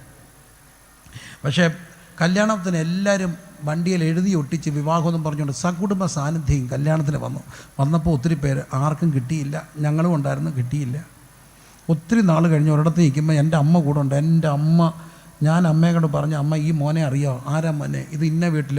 എട്ടുത്ത വായിൽ എൻ്റെ അമ്മ ചോദിച്ചു, എടാ ഇവരുടെ കല്യാണത്തിന് പോയപ്പോഴല്ലേ കിട്ടാതെ വന്നത്. അയ്യോ, അപ്പോൾ ആ ചെറുക്കനങ്ങ് ഉരുകി. ഞാൻ എൻ്റെ അമ്മയുടെ വീട്ടിൽ എൻ്റെ മക്ക യൂടാ അപ്പത്തം പറ്റിപ്പോടാ, എനിക്ക് വയ്യ, ഞാൻ പറഞ്ഞു പോയി, ഇനി എന്തോ ചെയ്യാനാ. അപ്പോൾ എൻ്റെ മറക്കത്തില്ല. തികയാതെ വന്നാൽ മറക്കുമോ? ഇല്ല, നിത്യലജ്ജയ്ക്ക് വേണ്ടി പോകും. പക്ഷേ ഇവിടെ ആരുണ്ടായിരുന്നു? യേശു. എല്ലാ മനുഷ്യൻ്റെയും കണക്കൂട്ടുകൾ ചിലപ്പം തെറ്റിപ്പോവും. കണക്കുകൂട്ടുകൾ തെറ്റുമ്പോഴാണ് ആരുള്ളത്? യേശു ഉള്ളത്. അങ്ങനെ കണക്കൂട്ട് തെറ്റിപ്പോയ എത്രയോ പേരെ എനിക്കറിയാം. പ്രിയപ്പെട്ടവർ, ചിലപ്പം ആരോഗ്യത്തിൻ്റെ കണക്കൂട്ട് തെറ്റാം. എനിക്കറിയാവുന്ന ഒരു സംഭവം, ഞാനിങ്ങനെ പ്രസംഗിച്ചിട്ട് ഇറങ്ങുമ്പോൾ, ശുശ്രൂഷിച്ചിട്ട് ഇറങ്ങുമ്പോൾ ഒരു സഹോദരൻ വന്നിട്ട് എന്നോട് പറഞ്ഞു, പാസ്റ്റർ എൻ്റെ കാര്യമാണ് പ്രസംഗിച്ചത്. ഞാൻ ചോദിച്ചു, അതെന്നാ? എൻ്റെ ഭാര്യയ്ക്ക് നല്ല മുടിയായിരുന്നു പാസ്റ്റേ, അവൾ അതീവ സുന്ദരിയായിരുന്നു. അവിടെ മുടി എന്നൊക്കെ പറഞ്ഞാൽ മുട്ടിന് താഴെ കിടക്കുന്ന മുടിയാണ്. അതുകൊണ്ട് തന്നെ എൻ്റെ ഒരു സ്വകാര്യ അഹന്തയുണ്ടായിരുന്നു. വൈകുന്നേരം എനിക്ക് കാറൊക്കെ ഉണ്ടെങ്കിലും എൻ്റെ ബുള്ളറ്റിൽ എൻ്റെ ഭാര്യയുമായിട്ട് പോകും. അവളിങ്ങനെ കുളിപ്പിനിലൊക്കെ ഇട്ടി മുടിയിട്ടിരിക്കുന്ന എൻ്റെ ഭാര്യയും കൊണ്ട് എനിക്ക് ബുള്ളറ്റിൽ പോകുന്നത് ഒരു സന്തോഷമായിരുന്നു. പക്ഷെ പെട്ടെന്നായിരുന്നു ഒരു ബയോപ്സി. നേരെ RCC തിരിച്ചു വന്നപ്പം മുട്ടിന് താഴെയുള്ള മുടിയില്ല, വിഗ്ഗ. ആദ്യം ചെയ്തത് ബുള്ളറ്റ് എടുത്ത് വിറ്റു. ഇനി ആരെ കെട്ടാൻ? ആരോഗ്യത്തിൻ്റെ കണക്ക് തെറ്റാം മനുഷ്യൻ്റെ. ജോലിയുടെ കണക്ക് തെറ്റാം. എല്ലാം NRE ലോണാണ്. പക്ഷെ പെട്ടെന്നാണ് ജോലി പോയത്. ഇനി എന്തോ ചെയ്യും? പോട്ടെ, എല്ലാം തെറ്റാം. മക്കളെക്കുറിച്ചുള്ള കണക്കുകൾ തെറ്റും. അതിന്ന് ഒത്തിരി ഇടത്ത് സംഭവിക്കുന്നു. കുഞ്ഞുങ്ങൾ കൊച്ചു പഠിക്കാൻ പോയി, നേഴ്സാ, മിടുക്കിയ, സുന്ദരിയ, അവൾ പഠിച്ചു. അപ്പോൾ ഒരു പ്രതീക്ഷയുണ്ട്, അവളെ നല്ല കുടുംബത്തിൽ നിന്ന് അമേരിക്ക ആരെങ്കിലും വന്ന് കെട്ടിക്കൊണ്ട് പോകും, രക്ഷപ്പെടത്തില്ലേ അടുത്തവരെ കെട്ടിക്കാൻ. പക്ഷെ കല്യാണാലോചന വന്നപ്പോൾ അവളിങ്ങനെ മിണ്ടാതൊക്കെ നിന്നു. ഞാനിപ്പം കെട്ടണ്ട, ഞാൻ കുറച്ചാൾ ജോലി ചെയ്യട്ടെ. അപ്പോൾ അപ്പം പറഞ്ഞ്, ജോലിയൊന്നും ചെയ്യണ്ട, നീ ഞാൻ കെട്ട്, മക്കളെ കല്യാണം നടക്കട്ടെ. കല്യാണാലോചന മുറുകിയപ്പോൾ അവളുള്ള പറഞ്ഞു, എനിക്ക് ഒരാളുമായിട്ട് സ്നേഹമാണ്. ആരുമായിട്ടാണ് ചോദിച്ചപ്പോഴാണ്, വിദ്യാഭ്യാസമുണ്ടോ? അതില്ല. വിശ്വാസമുണ്ടോ? അതില്ല. എങ്ങാണ്ട് ഒരുത്തനുമായിട്ട് പ്രേമമാണ്. ഇത് എവിടുന്ന് കിട്ടിയ? ഇൻസ്റ്റയിൽ എൻ്റെ കൂട്ടുകാരനായിരുന്നു. കണ്ടിട്ട് പോലും ഇല്ല, പിന്നെങ്ങാണ്ട കണ്ടത്. അയയുന്നില്ല. പെങ്കൊച്ചിങ്ങനെ നിൽക്കുക. അപ്പം പറഞ്ഞു, ഉണ്ടേലുണ്ട്, ഇല്ലേലില്ല, ഇതൊന്നും ഞാൻ വെട്ടിക്കണ്ടിച്ച് കളയും. എവിടെ? അവൾ കൂളായിട്ട് നിൽക്കുക, വെട്ടിക്കണ്ടിച്ചു പോയി. അപ്പോൾ അമ്മയുടെ ഒരു വജ്രായുധം എടുത്തു. അമ്മ അപ്പനെയൊക്കെ എടി നിനക്ക് കെട്ടപടി, എടി നിനക്ക് കെട്ടണോ? എനിക്ക് നിങ്ങളെ തിരുവനന്തപുരത്തുകാരെ അറിയത്തില്ല, എൻ്റെ അമ്മ, ഞങ്ങളുടെ നാട്ടുകാർ, റാന്നിക്കാർ, എൻ്റെ വല്യമ്മ ഒക്കെ ചെയ്യുന്നൊരു പരിപാടി ഉണ്ടായിരുന്നു. നിനക്ക് കെട്ടണോ? എടി നിനക്ക് കെട്ടണമെന്ന്. എടി നിനക്ക് അവനെ കെട്ടണോ? പറയടി, എടി പറയടി. ഇടിക്കുന്ന അമ്മമാരെ കണ്ടിട്ടുണ്ടോ? ഉണ്ടടി പിള്ളേരെ? പറയടി. അമ്മ ഇടിച്ചാന്ന് എടി. പണ്ട് രക്ഷപ്പെട്ട എങ്ങനെയാണെന്നറിയാം, ചിലപ്പം കരഞ്ഞ് കാണിക്കും. ഇങ്ങനെ ഞാൻ 9 മാസം, അപ്പോഴത്തേനൊരു വൈബ്രേഷനൊക്കെ ഉണ്ട്. 9 മാസം അതിപ്പോൾ അങ്ങ് പൊട്ടിപ്പോയി. കാരണം 9 മാസത്തിൻ്റെ കണക്ക് പറഞ്ഞപ്പോൾ ഞങ്ങളുടെ അവിടുത്തെ ഒരു ചെറുക്കൻ ചോദിച്ചു, അമ്മ എന്തിനമ്മേ 9 മാസം? അത് ഞാൻ നിന്നെ നോത്തില്ല, അതിന് എന്നോട് നന്ദി വേണ്ടേ? അതിനാ 9 മാസം കഴിഞ്ഞപ്പോൾ അമ്മയ്ക്ക് പ്രസവന് വന്നപ്പോൾ ഞാൻ ഇറങ്ങി വന്നില്ലായിരുന്നേ, അമ്മ എന്തോ ഇതിനെ. അമ്മ നെഞ്ചു പൊട്ടി ചത്തുപൂത്തില്ലായിരുന്നു. അപ്പം ജീവിച്ചിരിക്കുന്നത് ഞാൻ വന്നോണ്ടാ, മര്യാദയ്ക്ക് ഇറങ്ങി വന്നോണ്ടാ, നന്ദി എന്നോട് വേണമെന്ന്. അതാണ് ന്യൂജൻ. അപ്പം പിന്നെ അമ്മ എന്തോ ചെയ്തു? ഇടിച്ച് കാണിച്ചു. ഇപ്പോഴത്തെ ഇടിച്ചാൽ എരിയോ? പണ്ട് ഒരു 3 ഇടി ഇടിച്ചപ്പം പെണ്ണ് പറഞ്ഞു, എനിക്ക് കെട്ടുക വേണ്ട, എനിക്ക് കെട്ടുക വേണം, എനിക്ക് അത് വേണം, ഞാൻ ഇത് കെട്ടത്തില്ല, എനിക്ക് കെട്ടിട്ട. ഇനി അമ്മ ഇടിക്കല്ല, തീർന്നു. പക്ഷേ ഇപ്പോഴത്തെ എൻ്റെ മുമ്പ് ഇടിച്ചാൽ ഉണ്ടല്ലോ, അവളിങ്ങനെ നിൽക്കും. അമ്മയുടെ ചങ്ക് കലങ്ങുമെന്നല്ലാതെ ഒരു കാര്യമില്ല. അപ്പം തിയേറ്ററിൽ നിന്നൊരു പാട്ട്, നെഞ്ചിലാകെ കല്ലാണ്, മൊത്തം കല്ല, അത് അരിയുന്ന സാധനമല്ല. ആണോ? അല്ല. അപ്പോഴാണ് അമ്മയ്ക്ക് തോന്നിയത് ഉദരബന്ധനം കൂടോത്രമാണ്. അവൻ കൈവേഷം കൊടുത്തു. അവൻ കൈവേഷം. എന്നെ വിളിച്ചോണ്ട് പോയി പ്രാർത്ഥിച്ച് വെള്ളം കൊടുക്കാൻ. പെണ്ണിൻ്റെ ചെവി പറഞ്ഞു, കുട്ടക കണക്കിന് വെള്ളം അമ്മ ഒത്തിരി പേരെയും കൊണ്ട് തന്നു, ഇത് പൊട്ടത്തിലും. എൻ്റെ പൊന്നു ഭാഷ, ഇത് പൊട്ടുന്ന കൈവേഷം അല്ലെന്ന്. കുട്ടക കണക്കിന് വെള്ളം കുടിപ്പിച്ച് പോത്തില്ല, ഞാൻ നിന്ന് കുടിച്ചോളാം, ഭാഷം തന്നു, പക്ഷെ പൊട്ടത്തില്ല. എന്തോ ചെയ്യാനാ? ഇങ്ങനെയൊക്കെ വരുമ്പോഴാണ് കണക്കുകൾ തെറ്റുന്നത്. പക്ഷേ 1000 കുടുംബങ്ങളിൽ എളിയവൻ കണ്ടിട്ടുണ്ട്, കണക്ക് തെറ്റുമ്പോൾ ഒരാൾ വരും. കണക്ക് തെറ്റുമ്പോൾ ഒരാൾ വരും. അവിടുത്തെ പേരാ യേശു. ഒരൊറ്റ ബയോപ്സിയുടെ റിസൾട്ട് മതി കണക്ക് തെറ്റാൻ, ഒരൊറ്റ കുഞ്ഞിൻ്റെ വിഷം മതി കണക്ക് തെറ്റാൻ. പക്ഷേ എനിക്കൊരു കർത്താവിനെ അറിയാം, ഏത് കണക്ക് തെറ്റിയാലും വരുന്നൊരു കർത്താവുണ്ട്. റിഖാൻ നഖതന ഹംധന ശബന അടകന റിഗല റഗനെ. ഈ രാത്രി ആ യേശുവിനെ ഞാൻ പരിചയപ്പെടുത്തുക. എന്നെ കേൾക്കുന്ന വാത്സല്യ പ്രിയമുള്ളവരെ, കണക്കുകൾ തെറ്റിയവരാകാം നിങ്ങൾ. കുടുംബത്തിൻ്റെ കണക്ക് തെറ്റിക്കാണാം, സാമ്പത്തികത്തിൻ്റെ കണക്ക് തെറ്റിക്കാണാം, ബിസിനസ്സിൻ്റെ കണക്ക് തെറ്റിക്കാണോ. അല്ലെങ്കിൽ ഒത്തിരി പ്രതീക്ഷയോടെ വല്ല ബിസിനസ് തുടങ്ങുന്നത്, കടമൊക്കെ എടുത്ത് തുടങ്ങുന്ന ആരും മണ്ടന്മാരല്ല. ബിസിനസ്സുകാരോട് എനിക്ക് അഭിമാനമാണ്. അവർ ഇച്ചിരി ധൈര്യമൊക്കെ വേണ്ടേ, ലോണൊക്കെ എടുത്ത് അവർ ചാടി ഇറങ്ങി. പക്ഷേ വിചാരിച്ച പോലെ കാര്യങ്ങൾ പോയില്ലെങ്കിൽ എല്ലാം ബാധ്യതയാകും. അപ്പോൾ നമ്മൾ ചിലപ്പോൾ അവരെ മണ്ടന്മാരെന്ന് വിളിക്കും, പക്ഷേ അവർ ധൈര്യമുള്ളവരല്ലേ. ബിസിനസ് ചെയ്തുകൊണ്ടല്ലേ അവിടെ കണക്ക് തെറ്റിയത്. ചെയ്തില്ലായിരുന്നെങ്കിൽ വല്ലതും പറ്റുമോ? ഇല്ല. പക്ഷെ കണക്കുകൾ തെറ്റുമ്പോൾ പിഴയ്ക്കാത്ത കണക്കുകളുള്ള ഒരാളുണ്ട്. യേശു ഈ രാത്രി വിളിക്കണം, കർത്താവ് ഇന്നിടത്ത് എൻ്റെ കണക്ക് തെറ്റിയിട്ടുണ്ട്, എൻ്റെ കണക്കൂട്ടുകൾ തെറ്റിയിട്ടുണ്ട്. അവിടേക്ക് വരാൻ കർത്താവിനെ വിളിച്ചാൽ ഇനി ചെവി അറിയാതെ വന്ന് പരിഹരിക്കാൻ കഴിവുള്ള ഒരാളുടെ പേരുണ്ട്. ആ പേരാണ് നസറേനായ യേശു. അവിടെ വന്നോ, അത്ഭുതം നടക്കും. പ്രിയമുള്ളവരെ, എൻ്റെ ജീവിതത്തിൽ എത്രയോ വട്ടം കണക്കുകൾ തെറ്റിയിട്ടുണ്ട്. എത്രയെല്ലാം കാര്യങ്ങളിൽ കണക്കുകൾ തെറ്റി. ഞാനും എൻ്റെ ഭാര്യയും കൂടെ നേരം വെളുക്കുവോളം കണ്ണി നോക്കിയിരുന്ന രാത്രികളുണ്ട്. പക്ഷേ ഒന്നെനിക്കറിയാം, അത്ഭുതങ്ങൾ ഞാൻ കണ്ടിട്ടുണ്ട്. ഈ രാത്രി എന്നെ കേൾക്കുന്ന ചിലരോട് പരിശുദ്ധാത്മാവ് തൊട്ട് ദൂത് പറയുക, നിൻ്റെ കുഞ്ഞിനെക്കുറിച്ചുള്ള കണക്ക് തെറ്റിയോ, നിൻ്റെ ഭർത്താവിനെക്കുറിച്ചുള്ള കണക്ക് തെറ്റിയോ, നിൻ്റെ ബിസിനസ്സിനെക്കുറിച്ചുള്ള കണക്ക് തെറ്റിയോ, നിൻ്റെ ആരോഗ്യത്തെക്കുറിച്ചുള്ള കണക്ക് തെറ്റിയോ, നിൻ്റെ ജീവിതത്തിൻ്റെ കണക്കുകൂട്ടലും തെറ്റിയോ. ഒരുവൻ വന്നിട്ടുണ്ട്, അവിടുത്തെ പേര് നസറേത്തിലെ യേശു. ജഡാവതാരം എടുത്ത ക്രിസ്തുവിനോട് പറയുക, ഹല്ലേലൂയ, ഇന്നടത്ത് എൻ്റെ കണക്ക് തെറ്റിയിട്ടുണ്ട്, ഇന്നടത്ത് എൻ്റെ പ്രശ്നമുണ്ട്. ഹല്ലേലൂയ. ഇവിടെയാണ് എൻ്റെ കോടാലി കളഞ്ഞു പോയെന്ന് പ്രവാചക ശിഷ്യൻ പറയുന്നു. ഈ രാത്രി പറയാൻ കഴിയുമോ, ഇന്നടത്ത് എൻ്റെ കണക്ക് തെറ്റി. ഹല്ലേലൂയ. എല്ലാവരും ഒരു നിമിഷം കണ്ണുകൾ അടച്ചിരിക്കുമ്പോൾ കണക്കുകൾ തെറ്റിയിട്ടുണ്ട് കർത്താവേ. കണക്കുകൾ തെറ്റാത്ത ആരുമില്ല. എളിയവൻ്റെ ജീവിതത്തിൽ എന്തെല്ലാം കണക്ക് തെറ്റി. കണക്ക് തെറ്റുമ്പോൾ വരുന്ന ഒരു കർത്താവ് ഈ രാത്രി വന്നിട്ടുണ്ട്. എൻ്റെ കണക്ക് തെറ്റി കർത്താവേ. അങ്ങനെയുള്ളവരൊക്കെ ഒന്ന് പ്രാർത്ഥിച്ചേ. ഈ വചനം കേട്ടുകൊണ്ടിരിക്കുമ്പോൾ അമ്മ, പിതാവേ, കുഞ്ഞേ, എൻ്റെ അടുക്കിലേക്ക് യേശുവിൻ്റെ സാന്നിധ്യമുണ്ട്. നമ്മുടെ ശ്വാസത്തെക്കാൾ അടുത്ത് ഒരുവനുണ്ട്.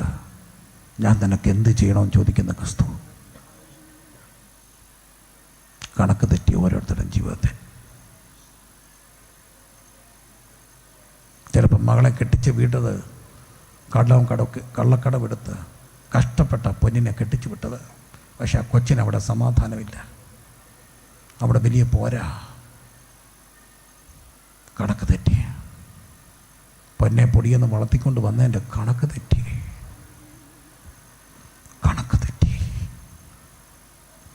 പക്ഷേ എൻ്റെ യേശുവിൻ്റെ കണക്ക് തെറ്റത്തില്ല. യേശുവിനെ കുറിച്ചുള്ള കണക്ക് തെറ്റത്തില്ല.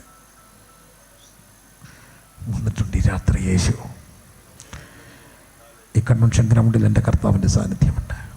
ഈ ശബ്ദം പുറത്തു കേൾക്കുന്ന മനസ്സിലെ സഹോദര, നിങ്ങളുടെ മതം നിങ്ങളുടെ വ്യക്തിപരമായ കാര്യം, നിങ്ങളുടെ ജാതി നിങ്ങളുടെ വ്യക്തിപരമായ കാര്യം, നിങ്ങളുടെ രാഷ്ട്രീയം നിങ്ങളുടെ വ്യക്തിപരമായ കാര്യം. പക്ഷെ താങ്കൾ കണക്ക് കിട്ടിയവരാണോ? കണക്കുകൂട്ടലുകൾ തെറ്റിയവനാണോ? ജാതി മതവർഗവർണ്ണങ്ങൾക്കപ്പുറമായി ഈ രാത്രി പിഴച്ച കണക്കുകൾക്കകത്ത് പിഴയ്ക്കാത്ത കണക്കുകളുമായി എൻ്റെ യേശുവിനെ ക്ഷണിക്കുക. വന്നാട്ടപ്പ എൻ്റെ ജീവിതത്തിലേക്ക് ക്ഷണിക്കുമോ? പറയുമോ, ഇന്നിടത്താണ് എൻ്റെ തെറ്റിയത്.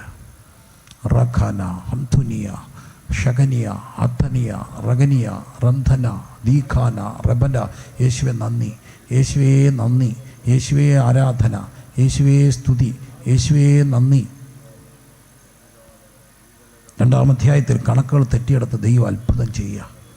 1-ാം അധ്യായത്തിലൊരു പുതിയ ദൈവിക വെളിപ്പാട്, 2-ാം അധ്യായത്തിലൊരു പുതിയ വീഞ്ഞാണ്.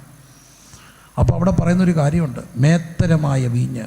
ആദ്യം എല്ലാവരും മേത്തരമായത് കൊടുക്കും, പിന്നെ എളുപ്പമായത് കൊടുക്കും. പക്ഷെ കർത്താവ് വന്നാൽ അവസാനം വരെ മേത്തരമായ. കല്യാണം കഴിച്ചപ്പോൾ എന്തോ ഒരു ബഹളമായിരുന്നു, പിള്ളേരുടെ പോക്കും വരവും കണ്ടപ്പം നമുക്ക് തോന്നി ഇവരുടെ സ്നേഹം എന്താണ്. ഇപ്പം താണ്ട് 2 തട്ടില്ല, ആദ്യം മേത്തരമായത് പിന്നെ എളുപ്പമായത്.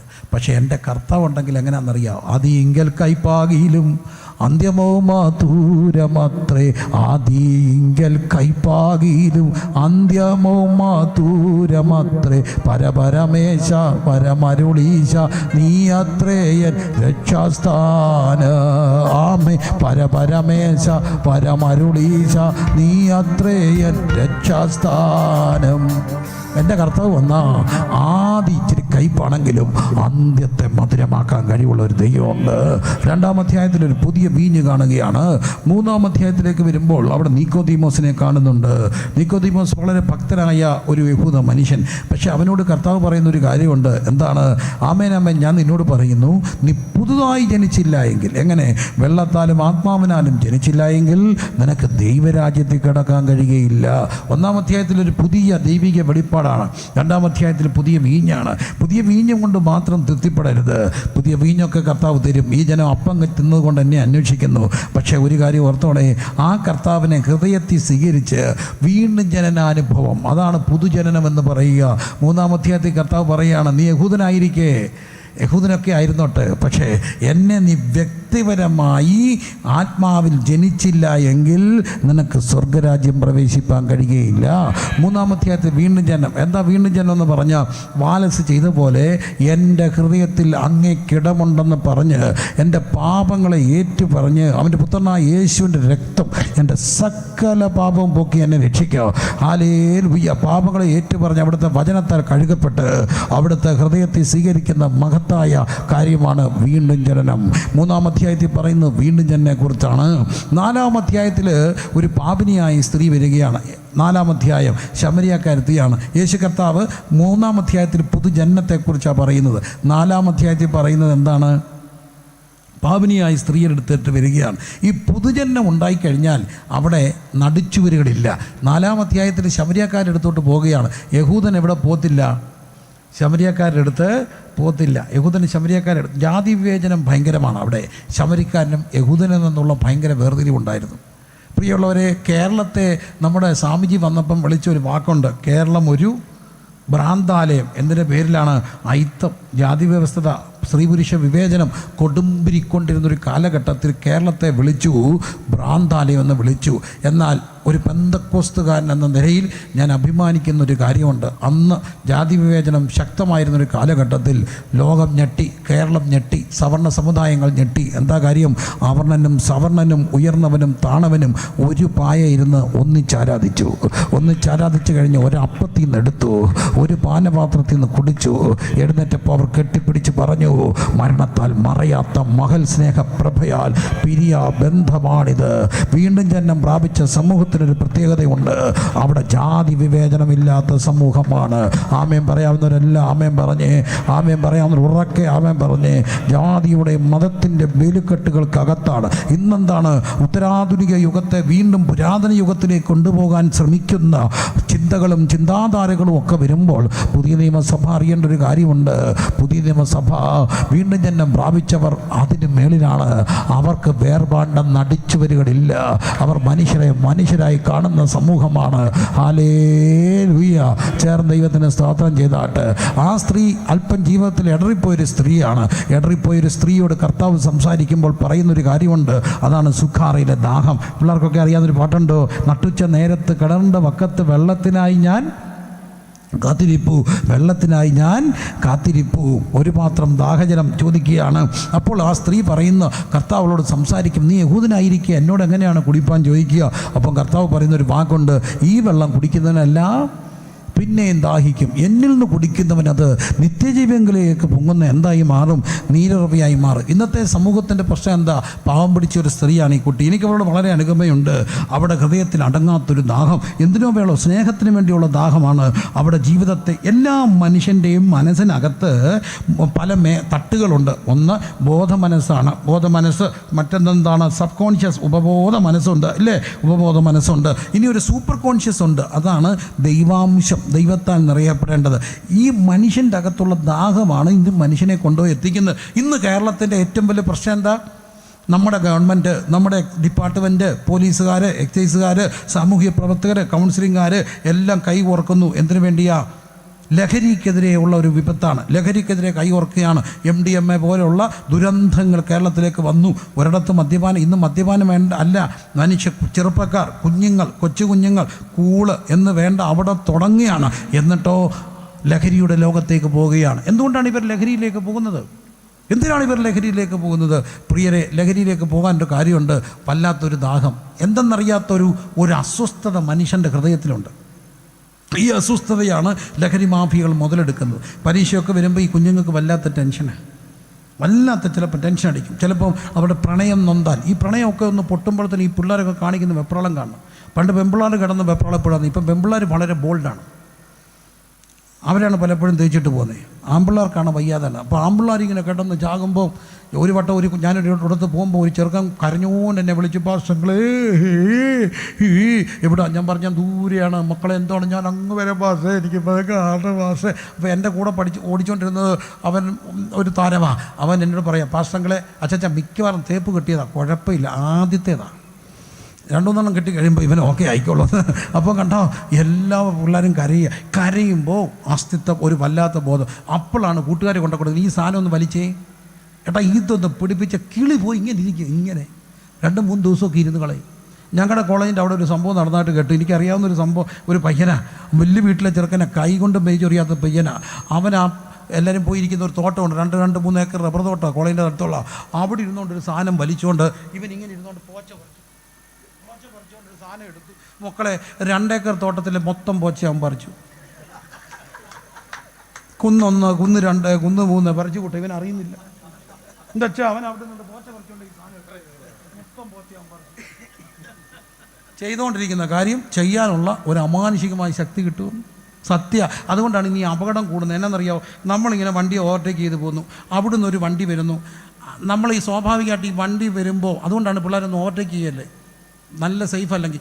സ്വാഭാവികമായിട്ടും അവനൊരു അപകടം തോന്നിയാൽ നമ്മൾ ഫ്ലാഷ് അടിച്ച് കാണിച്ചാൽ അവരെന്ത് ചെയ്യണം? പറ, എന്തോ ചെയ്യണം? സ്ലോ ചെയ്യണം. ഇവൻ കഞ്ചാവോ ലഹരിയാണെങ്കിൽ ഇവൻ കാണുന്നത് എന്തായിരിക്കും എന്നറിയോ? ഇവൻ കാണുന്നത് നമ്മുടെ മുകളിൽ കൂടെ പറന്നു പോകുന്നതായിരിക്കും.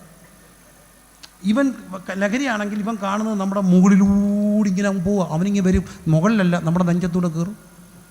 അതുകൊണ്ടാണ് ഈ അപകടം കൂടുന്നത്. മനസ്സിലാകുന്നുണ്ടോ? അപകടം കൂടുക ലഹരിയുടെ ലോകത്ത്. എന്തുകൊണ്ടാണ്? അവിടെ അകത്തൊരു ദാഹ. ഈ പെൺകുട്ടിക്ക് ഒരു ദാഹം. ആ ദാഹം അവൾ ലൈംഗികത കൊണ്ട് തീർക്കാൻ നോക്കി. ഇന്നത്തെ ചെറുപ്പക്കാർ ലഹരി തീർക്കാൻ തോന്നുക. ഈ മാനവകുലത്തിന് രക്ഷപ്പെടാൻ ഒറ്റ വഴിയേ ഉള്ളൂ. നിൻ്റെ ദാഹത്തെ, അന്തരാത്മാവിൻ്റെ ദാഹത്തെ തീർക്കാൻ ഒറ്റ വഴി യേശുക്രിസ്തുവാണ്. അതുകൊണ്ടാണ് എത്രയോ പേർ മദ്യപാന്മാർ, എത്രയോ പേർ മയക്കുമരുന്ന് അടിമപ്പെട്ടവർ യേശുവിനെ കണ്ടെത്തിയപ്പോൾ ജീവിതത്തിലേക്ക് തിരിച്ചു വന്ന. എന്തുകൊണ്ട്? ദാഹം തീർക്കാൻ ഒരാളുണ്ട്. ഹല്ലേലൂയ!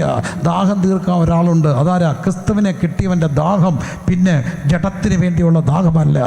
അവൻ്റെ ദാഹം ആത്മാവ്. അധികാലത്തെ നീ എൻ്റെ ദൈവം, വെള്ളമില്ലാതെ ഉണങ്ങി വരേണ്ട ദേശത്ത് നീർത്തോടുകളിലേക്ക് ചെല്ലുവാൻ കാക്ഷിക്കുന്ന പോലെ ദൈവമേ, എൻ്റെ ആത്മാവ് നിന്നോട് ചേരുവാൻ കാക്ഷിക്കുന്നു. ഇന്ന് രാത്രി എന്നെ കേൾക്കുന്ന പൊന്നമ്മന മക്കളെ, നിങ്ങളുടെ ദാഹം എന്തിനു വേണ്ടിയാ? നശിച്ചു പോകുന്ന ഈ ജഡത്തിന് വേണ്ടിയാണെങ്കിൽ അത് ലഹരി കൊണ്ട് അവസാനം ഒട്ടുങ്ങും. മനസ്സ് തകർന്നു പോയൊരു സംഭവം എക്സൈസുകാരൻ്റെ പറഞ്ഞ ഒരു സാക്ഷ്യം ഞാൻ കേട്ടു. എക്സൈസുകാരൻ പറയുക, ഒരു പയ്യനെ പിടിച്ചു, ഏതോ ഒരു വിഷയത്തിൽ പിടിച്ചു, പക്ഷേ അവനെ ലോക്കപ്പിൽ അടച്ചു. ലോക്കപ്പിൽ അവൻ വളരെ ശാന്തനും നല്ല സുന്ദരനും കൊച്ചുകുട്ടൻ, ശാന്തനാണ്. പക്ഷെ കുറച്ച് കഴിഞ്ഞപ്പോൾ അവൻ പെട്ടെന്ന് കുറേ നേരം കഴിഞ്ഞപ്പോൾ അവൻ വയലൻ്റ് ആകുന്നു. അവൻ ഇറങ്ങി വരുന്നു. അവൻ ആ ലോക്കപ്പിൻ്റെ കമ്പിയെ പിടിച്ചിട്ട് വല്ലാതെ വലിക്കുന്നു. ഈത്തായെല്ലാം വരുന്നു. അവൻ ആ കമ്പിക്കെട്ട് തല കൊണ്ട് ആഞ്ഞിടിക്കുന്നു. ഒടുവിൽ അവൻ തെറിച്ചു പോയി ഭിത്തിയെ തട്ടി താഴെ വീഴുന്നു. എന്ത് പറ്റി ഇവന്? ശാന്തനായിരുന്ന കൊച്ചന് ഇത്രയും ഒരു ഫിക്സ് വരുന്ന പോലെ കാണിക്കുക. അവരവനെ അടുത്തുള്ള ഹോസ്പിറ്റലിൽ കൊണ്ടുപോയി. ഡോക്ടർ അവനെ പരിശോധിച്ചിട്ട് പറഞ്ഞു, വിട്രോവല, സാധനം എടുക്കേണ്ട സമയമായി. കിട്ടാതെ വന്നപ്പോഴത്തെ വിട്രോവല. അവൻ്റെ കൈയും കാലും കെട്ടിയിട്ടു. അവന് ആൻറ്റി വിട്രോവൽ മെഡിസിൻസ് കൊടുക്കാൻ തുടങ്ങി. കയ്യും കാലം കെട്ടിയിട്ട് പയ്യൻ മെഡിസിനൊക്കെ ചെന്നപ്പോൾ ഒന്ന് നോർമലായപ്പോൾ അവൻ്റെ ഉമ്മ വരുന്നെന്ന് കണ്ടപ്പോൾ അവൻ പോലീസുകാരുടെ കയ്യെ കെഞ്ചി പറഞ്ഞു, കെട്ടടിച്ചു വിടണം. ഉമ്മ ഇങ്ങനെ കാണല്ലേ, ഉമ്മ സഹിക്കില്ല, ഞാൻ വയലൻ്റ് ആകില്ല, സത്യം. അവർ കെട്ടടിച്ചു. ഉമ്മ വന്നപ്പോൾ ഉമ്മയെ കെട്ടിപ്പിടിച്ച് പറഞ്ഞു, ഉമ്മ, ചേട്ടനും പോയി, ഉമ്മയ്ക്ക് ഞാനും പോയി. ചേട്ടൻ പോയോ? രണ്ടും കൂടെ കരയി. അപ്പോഴാണ് അവർ അന്വേഷിച്ച് ആരാണ് ചേട്ടൻ. അവർക്ക് മനസ്സിലായി. കുറച്ചാക്കുമ്പോൾ അവിടെ കിടന്നൊരു അനാഥ ശവമുണ്ട്. ദേഹം മുഴുവൻ കുത്തിവെച്ചിട്ട് ഒടുവിലേക്കാതെ വന്നപ്പം സ്വന്തം ജനനേന്ദ്രിയത്തിൽ മയക്കുമരുന്ന് കുത്തിവെച്ച് മരിച്ച ഒരു ചെറുപ്പക്കാരൻ ഇവൻ്റെ ചേട്ടനാ. ഒടുവിൽ ഇവനും എത്ര പേരാ ദാഹത്തിന് വേണ്ടി പോകുക. സമൂഹമേ, ഈ ദാഹത്തെ മാറ്റാൻ ഒറ്റയാളേ ഉള്ളൂ, നസ്രത്തിലെ യേശു. നിത്യജീവനിലേക്ക് പൊങ്ങുന്ന നെല്ലിറുവയാക്കി മാറ്റാൻ കഴിവുള്ള, അന്തരാത്മാവിൻ്റെ ദാഹത്തെ മാറ്റാൻ കഴിവുള്ള ഒരാളുണ്ട്, നസ്രത്തിലെ യേശു. നീ എന്ത് പരീക്ഷിച്ചാലും ഒടുവിൽ നീ ഒടുങ്ങിപ്പോകും. എന്നാൽ ഒടുങ്ങാതെ മരിച്ചാലും ജീവിപ്പിക്കുന്ന ആത്മസൗന്ദര്യം നൽകുവാൻ കഴിവുള്ള ഒരു കർത്താവുണ്ട്. എത്രയോ ചെറുപ്പക്കാരെ എനിക്കറിയാം. എന്ത് സൗന്ദര്യമായിരുന്നു ആ പിള്ളേരുടെ കണ്ണിൽ. എൻ്റെ ജീവനായിരുന്നു. മനുഷ്യൻ്റെ സൗന്ദര്യം കണ്ണിലാണ്. കണ്ണി ജീവനുള്ള ഒത്തിരി പിള്ളേരെ എനിക്കറിയാം. പക്ഷേ ഇന്ന് അവിടെ കണ്ണി നോക്കി അറിയാം, ചത്ത മീൻ്റെ കണ്ണ് പോലെ നിരന്തരമായ മയക്കുമരുന്ന് അവൻ്റെ കണ്ണിൻ്റെ ശോഭ കളഞ്ഞു, അവൻ്റെ മുഖത്തിൻ്റെ ശോഭ പോയി. എന്ന യേശുവിനെ കണ്ടപ്പോൾ അവൻ്റെ ജീവിതം പുനരാരംഭിക്കാൻ തുടങ്ങി. ഈ രാത്രി സമൂഹത്തിന് ഒറ്റ രക്ഷപ്പെടാൻ ഒരേ ഒരു വഴിയേ ഉള്ളൂ. ആ വഴിയുടെ പേരാണ് ഞാൻ തന്നെ വഴിയും സത്യവും ജീവനെന്ന് പറഞ്ഞ യേശു. എനിക്ക് ദാഹം, ആ ദാഹം മാറ്റുന്ന കർത്താവ് 3-ാം അധ്യായത്തിൽ 4-ാം അധ്യായത്തിൽ കർത്താവോട് പറയുകയാണ്. അപ്പോൾ അവൾ ഇതൊക്കെ ആണെങ്കിൽ അവൾക്കൊരു അറിവുണ്ട്. അവൾ പറഞ്ഞു, എൻ്റെ പിതാക്കന്മാർ ആ മലയിൽ ആരാധിച്ചു. കർത്താവ് പറഞ്ഞു, ആ മലയിലുമല്ല, ഈ മലയിലുമല്ല, ആത്മാവിലും സത്യത്തിലും ആരാധിക്കുന്ന നാഴിക വന്നുമിരിക്കുന്നു. പുതിയ വെളിപ്പാടുണ്ടായാൽ അവിടെ പുതിയ വീഞ്ഞുണ്ട്. പുതിയ വീഞ്ഞുള്ളിടത്ത് പുതുജനനമുണ്ട്. പുതുജനനമുള്ളിടത്ത് അവരിനി ദാഹത്തിന് വേണ്ടി പലയിടത്ത് പോകത്തില്ല.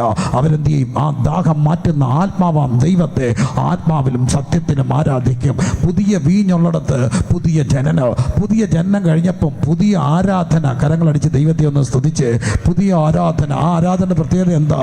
ആത്മാവിലും സത്യത്തിലും ദൈവത്തെ ആരാധിച്ച്. എല്ലാവരും ദൈവത്തെ ഒന്ന് സ്തുതിച്ചേ. ഞാൻ പലപ്പോഴും പറയാറുണ്ട്, പുതിയ നിയമസഭയുടെ പ്രത്യേകത എന്താ? ആത്മാവിൽ ആരാധിക്കും. അല്ല, എന്നെ കേൾക്കുന്ന വാത്സല്യ സമൂഹമേ, ഈ നാട്ടുകാരോട് ഞാൻ ചോദിച്ചോട്ടെ, ഞങ്ങൾ പെന്തക്കോസ്തുകാർ നിങ്ങൾക്ക് എന്ത് ദോഷമാണ് ചെയ്തേ? നിങ്ങളെന്തിനാ ഞങ്ങളെ തല്ലുന്നേ? നിങ്ങളെന്തിനാ ഞങ്ങളെ ഓടിക്കുന്നേ? നിങ്ങളെന്തിനാ ഞങ്ങളെ പേടിക്കുന്നേ?